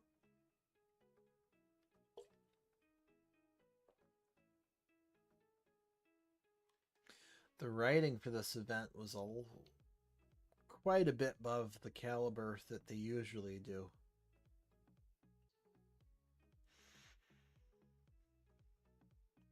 Continuing on. The grand finale. I left the Rose Tower with Glorious and Miss D to find that the remaining ship girls were all ready for their departure. Elizabeth Meta sat at the train's cabin waiting to go. Compiler was aboard, positioning a force to cover our retreat. Finally, by some miracle, Lion had crammed the entire Mesakets inside the rearmost train car. Mesatket. I've lost it. The very moment the tower's barrier opened, the Queen's light lifted up into the air and took off. It was at last time to bid farewell to this world. It's the end of the world as we know it. As we rise in altitude, we slowly start to see the full picture through the train's windows. Flames of war burning everywhere, vast swaths of land ruthlessly destroyed. And the tragic cherry on top, the Rose Tower died in a bloody red. It musters its final morsel of strength from its soul to set everything on fire, going out in a literal blaze of glory. Just like a rose in full bloom. All along, you designed the tower with this day in mind. It's truly beautiful, Your Majesty. Dots. First the tower crumbles. Then the rest of the world meets its demise. After that, the same befalls the buds of the new moon. I did everything I could, including everyone who could be, and I still failed in the end. Suddenly, a buzzing sound. A strange buzzing sound that echoed through the air and the land, all vibrations, and even the Queen's light engine stopped for a moment. An oddly familiar feeling came over me. I braced for the worst, anticipating that the star beast had finally come out of hiding. Instead, what happened next was so shocking that it blew away all my misgivings. It's Chariot 7. Beep. This is Arbiter, Chariot 7. I will now take over the post-factum cleanup of this test site. Death, where are you? I'm here to help. In the blink of an eye, countless flying platforms appear out of thin air. They range in size and shape, with the smallest clocking in at several meters and the largest stretching on for kilometers. Swarms of combat mechs pour out of them like rain, amassing on the surface and advancing like a stream of steel. War had begun again. Platforms fired a pinpoint volley that instantly pulverized the mimic entities and beasts, sending them back into a vector zone. The vector zones, in turn, were divided into tiny ribbons by a storm of steel rushing across the surface. Then, Chariot's secret weapon descended upon the Earth, the Mecha Arbiter. It was equipped with specialized weapons specifically for dealing with vector zones. A discharge from these weapons rendered the innumerable shredded vector zones into nothing but harmless dust. Chariot's army set their sights upon their next target, the buds of the full moon. One after another, the buds were cleaved in two. Booming explosions resound without pause. This is what it looks like when an arbiter leads the Antiochus' army into battle. So much power, overwhelmingly so. The kind of power that would break any foe's spirit. And yet they keep being defeated in world after world. This battle was so bleak that for us turned around in an instant with Chariot's arrival. She crushed this amorphous enemy like they were bugs under her boots. It makes all our hard-fought battles before seem like a farce. No, that's not true. They have their way to fighting, and we have ours. Thanks to Glorious's 100-year struggle that we got an opportunity to come to this world support. In the same vein, our desperate defense for the past few days gave Antiochus time to arrive with their army. It's all connected. This wouldn't have come to be if any single party in this were missing. We're lucky that Chariot got here in time. This world may be doomed to destruction, but at least its invaders will fall with it. And all those worlds connected by buds are saved now. I was right about one more thing about Antiochus. As long as X exists, Chariot will divert all her resources toward dealing with them. The Rose Tower and the Queen's Light weren't even on her target list. Now, after the initial shock of this development, the air aboard the train is regaining its calm. Unbelievable! That is Antiochus and their army? Do you think we could land and try to ally with her? Please be sensible, Miss Governor. You haven't even persuaded Compiler to your side yet. It borders on a miracle that she's letting us go. Approaching her would be beyond foolhardy. Gotta agree. Same, she'll pump us full of lead if we come close, even if we don't act hostile. Let's not poke the bear, okay? Alright. I just thought it was worth considering. Ahem. On another subject, Glorious. The land I preside over just so happens to be in need of an aircraft carrier. I'd like to formally invite you to join the fleet and oversee the Nile with me. What do you say? That's a most gracious offer of you, but I'm afraid I must decline. I've already decided I will accompany the commander to test site Beta. I'm not joking or being polite with this offer. I'm serious. Would you at least take it seriously? Very well. I truly and seriously appreciate the kind gesture. Ahem. That's enough tomfoolery. We aren't out of the woods just yet. You've arrived at your destination. Get your ship and prepare to disembark. You can lounge around when you get home. We're already there? Well, thank you for giving us a ride. In that case, I bid you farewell, both Lady Elizabeth and you, Commander. If we ever get the chance, I'd love to have you as guests in my domain. I look forward to the day that we'll meet again, our trusted allies. Remember, control the flow of information about X. I remember. Goodbye, all of you. I hope we shall meet again, Miss Belfast. Same to you, Miss Cleopatra. Please have a safe journey home. After seeing Lion's team off, the train starts heading straight towards the well-concealed Camelot. These few days have been fraught with danger and confusion. We were forced to fight for our lives. It has yielded good things, however. Elizabeth solidified an alliance, we rescued Glorious, and saved hundreds upon hundreds of worlds from sheer destruction, all while bringing everyone home in one piece. I can now with certainty say that this mission has been a great success.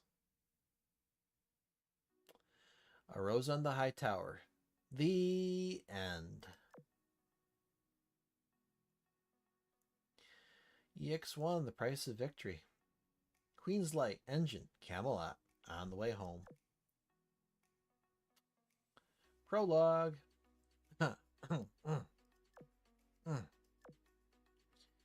Blood dyes the lavishly decorated seat red and seeps onto the carpet. Uh-oh. Ah, are you okay? Why'd you get so badly wounded? Stay with us now. I don't know who to call if something happens to you. It's fine. We will not die. Not today. We simply made a major error this time. We need to rest. We need quiet rest. Elizabeth, listen carefully. Keep what you're witnessing a secret from everyone. Helena Medit especially must not know. Naturally, neither can the commander. This is important. Do you understand? Yes, I understand. Don't worry. Good. Tell the others that we're doing just fine. While we rest a moment. Huh. Unknown location. Examination complete. Test site beta is unpredictable as ever.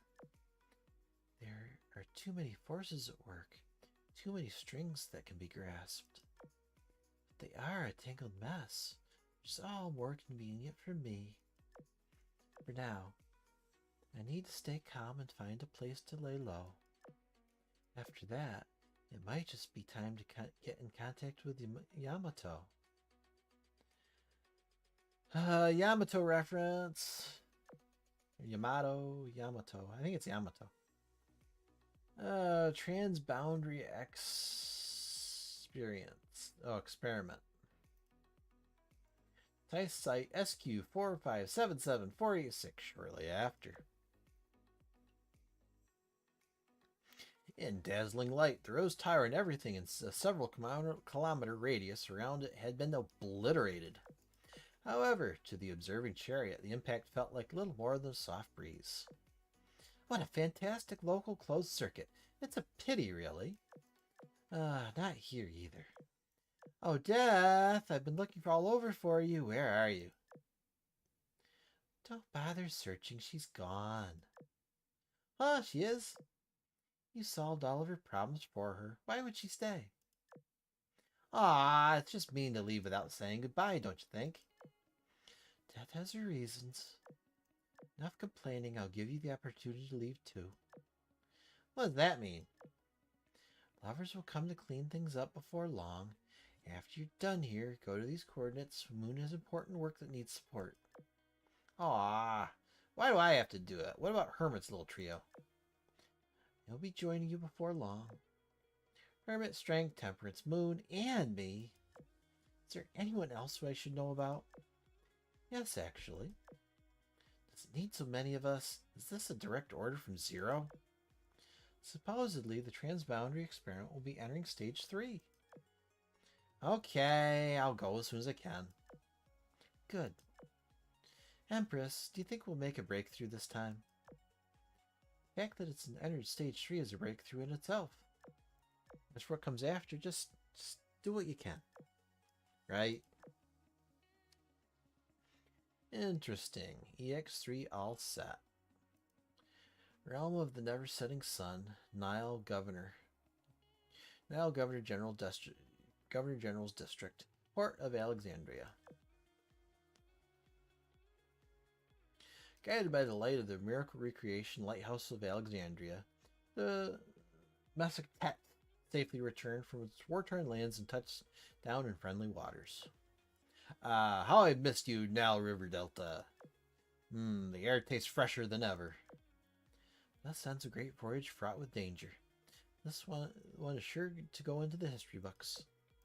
Feels nice. We've escaped death by a centimeter yet again. Woo, go us. I am exhausted. I don't think it'll feel right until I've slept like a week or so. Oh my, Miss Governor, listen. We're receiving a deluge of congratulatory telegrams. They show no signs of letting up. People notice us fast, eh? Awful lot of them didn't think I'd come home in one piece. I'll reply to the ones from people I know, save those for me, and give perfunctory responses to the others. Oh, and one more thing. Bring me the one from the Governor General Valiant personally, if you would. Since Terra Australis and Solomon Islands apparently aren't enough for her, she's pursuing a third dominion in Antarctica. I must say, that came as a real surprise to me. I'd be remiss if I didn't get one over on her. This is the perfect opportunity to pick out personnel for the fight for Antarctica. EX4, changing the ashes. Okay. Unknown location, the Ashes' new headquarters. In front of the newly completed base, FDG discussed the plans for the future with Calmetta.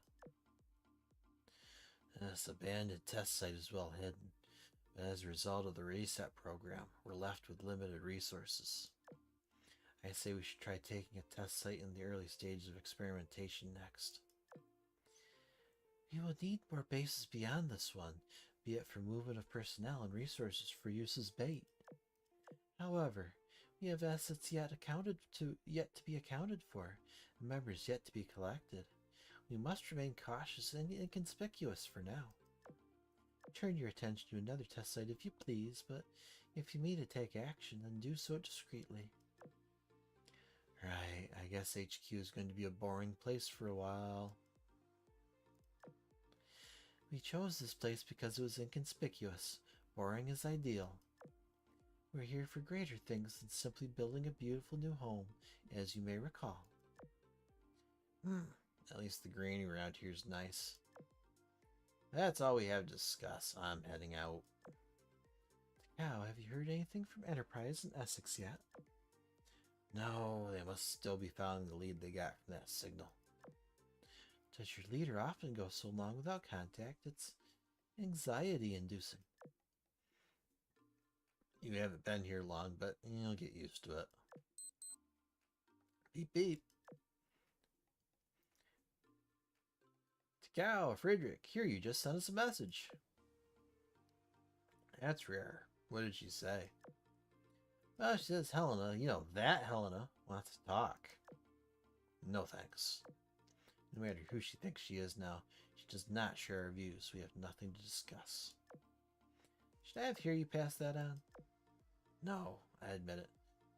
I'm curious. Oh, what's it gonna be then? Tell her we accept, only to see what she has to say. Might I suggest you put more thought into this answer? Let's wait until we have contact with Enterprise so we can hear her opinion. Think so? I'm hesitant, but I guess it can't hurt anything. Hela's awfully close with Test Site Beta. I thought you'd be excited to talk to her. Was I wrong about that? Is it what you think? I wouldn't be so sure. It's never good to assume, especially when your information is so clearly lacking. To change the ashes, we must free ourselves from others' manipulation. For now, let us wait and see. There must be a reason for this. Maybe we'll hear news from the other sources along the way. Also, let me be clear.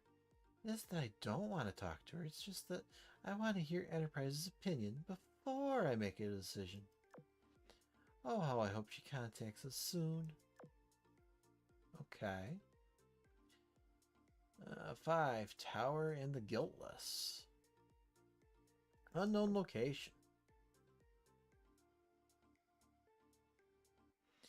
Are you satisfied now? I enjoyed the suspense, thrills, and the unexpected plot twists. The flashy battles were a nice touch. 82 points. Not bad.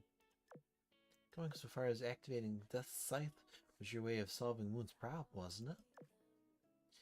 It was a prerequisite to progress the experiment to stage 3. Does that pique your interest? It does not. What should your experiments have to do with me? Especially not the transboundary experiment. You already know my feelings about that.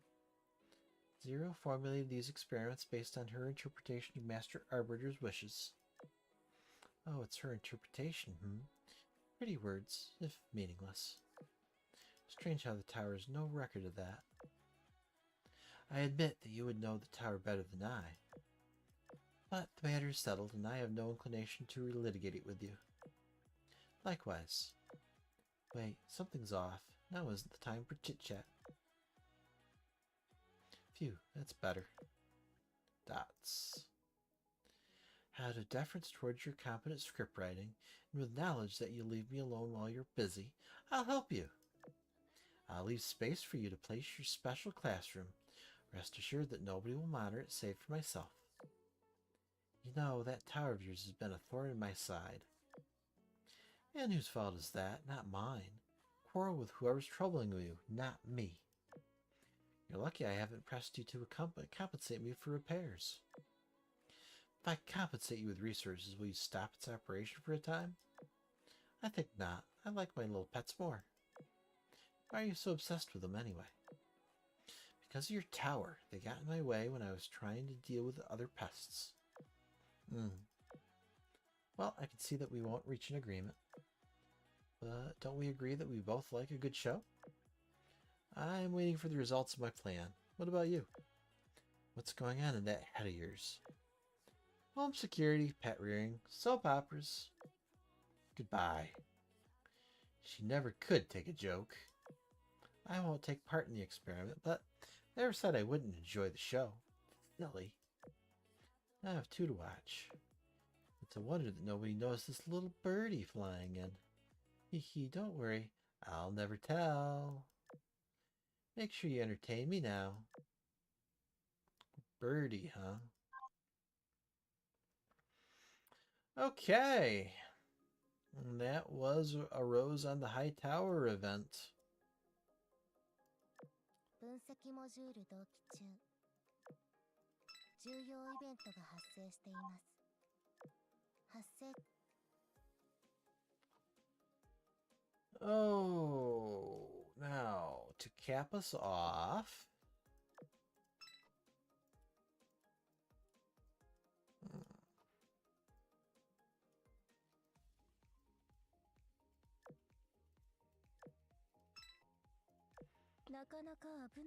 To cap us off.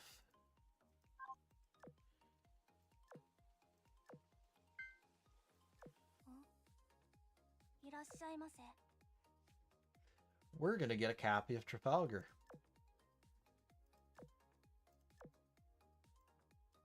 I need exactly 50.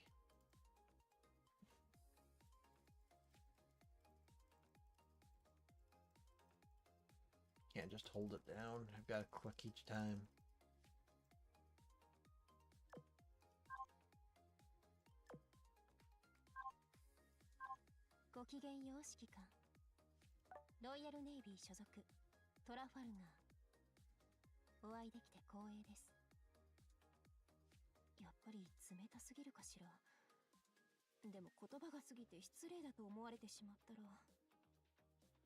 Hey, my guess wasn't too far off.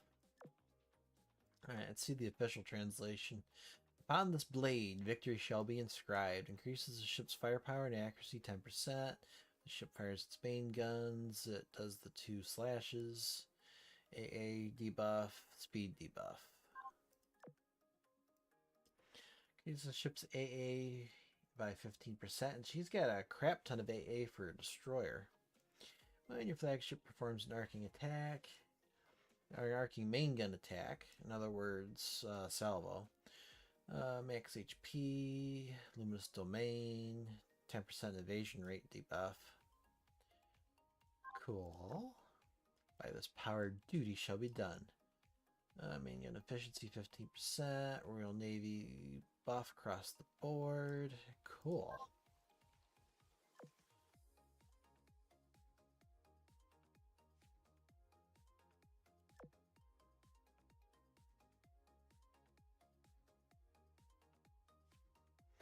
Yeah, on the first day, are you even worthy of her? Well, I wasn't quite that greedy. I got her on day 2. Thank you very much.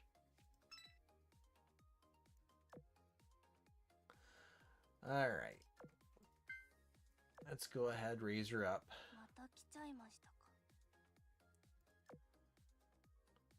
Ooh, I need monthly proto, and we're going to need to buy 4 of these.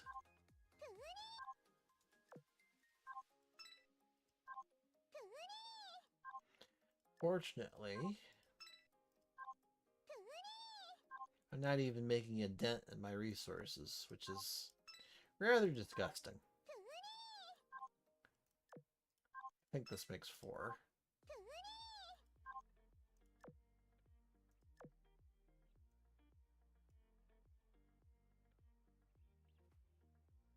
Oh, I actually picked up 5. My bad. Trafalgar. 指揮官、出撃を申請させていただきます。最近は打ち上げが多いけど、お付き合いだから断ろうにも断れなくて、やっぱり戦いに出たことを理由に。She wants to go into combat.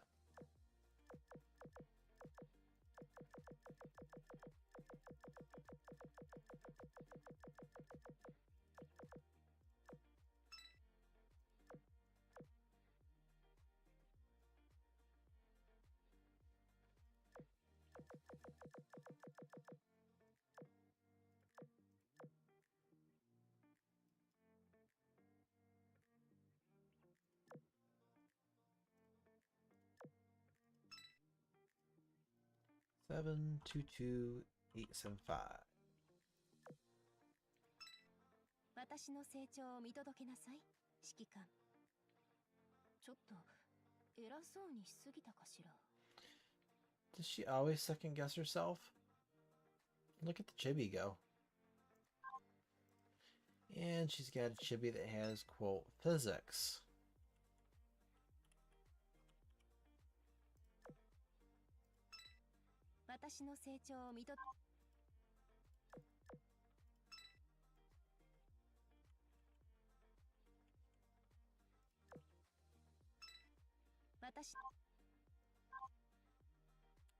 Oh, let's go back up. Where art thou, Trafalgar? Right there. 指揮官、出撃を申請させていただきます。最近は打ち上げが多いけど、お付き合いだから断ろうにも断れなくて、やっぱり戦いに出たことを理由に。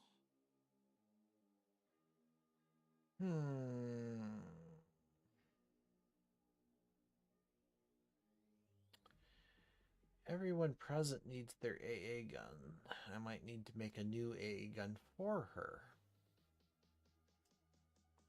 In the meantime, we'll give her a sextuple mount. I'll give her the plus 13 sextuple mount I made a long, long time ago.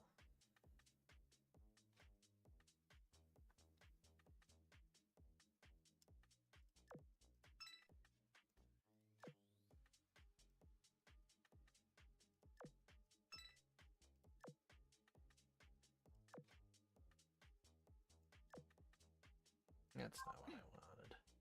指揮官、出撃を申請させていただきます。最近は打ち上げが多いけど、お付き合いだから断ろうにも断れなくて、やっぱり戦いに出たこと。Torpedo and hit, or firepower and evasion. I think she's going to scale better with torpedo.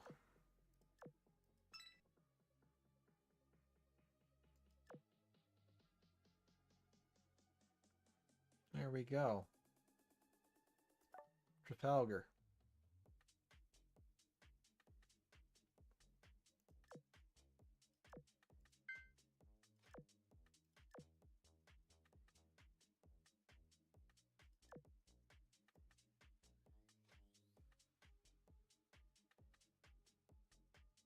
Oops, pass by her. There you go.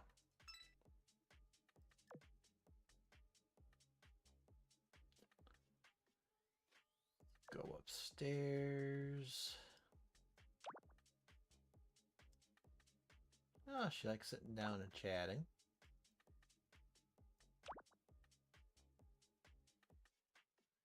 Kind of indifferent to the bath.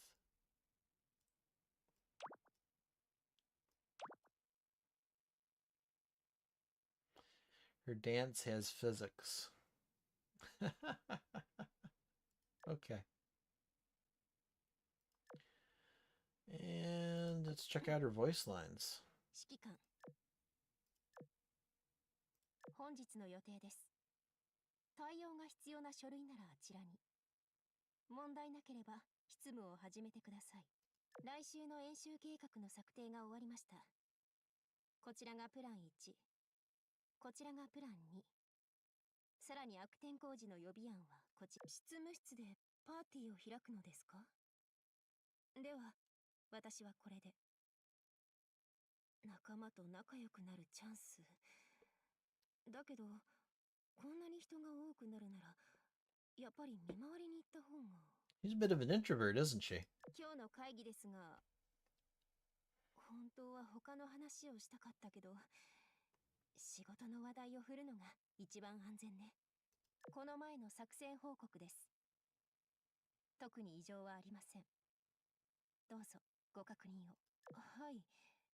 指揮官の執務机を片付けたのは私の襟が？感謝します。やっぱり冷たすぎるかしら。指揮官が手を離した。No, she liked that. Oh no. 何を？ Okay, she's shocked. こんな時どうしたら。指揮官、新しい任務のリストはこちらに。どうぞご確認を。お疲れ様です、指揮官。任務報酬はこちらに。指揮官宛てのメールはこちらに。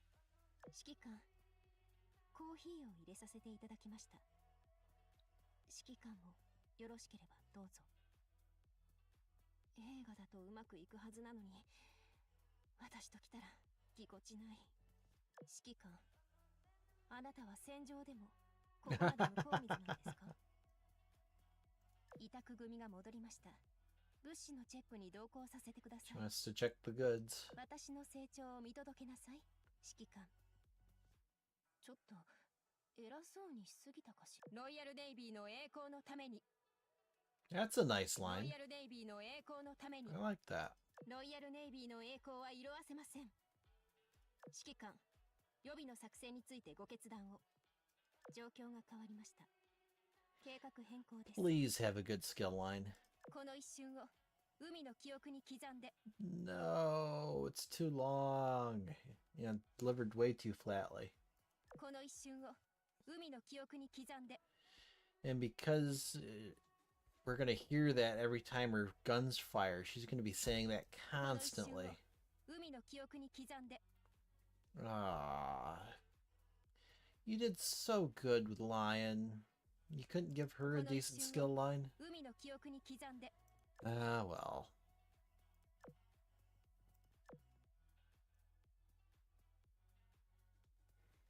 Let's give her a spot on the fleet.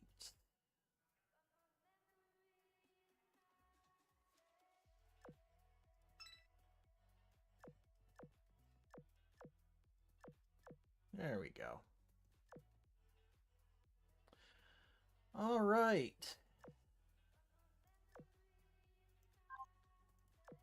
Thank you for joining me for Rose on the High Tower. I hope everyone that watched this with me tonight or is going to watch this in the future enjoyed. I hope everyone has good luck with their polls and gets all of the excellent additions to their fleet this event gives you. Until then,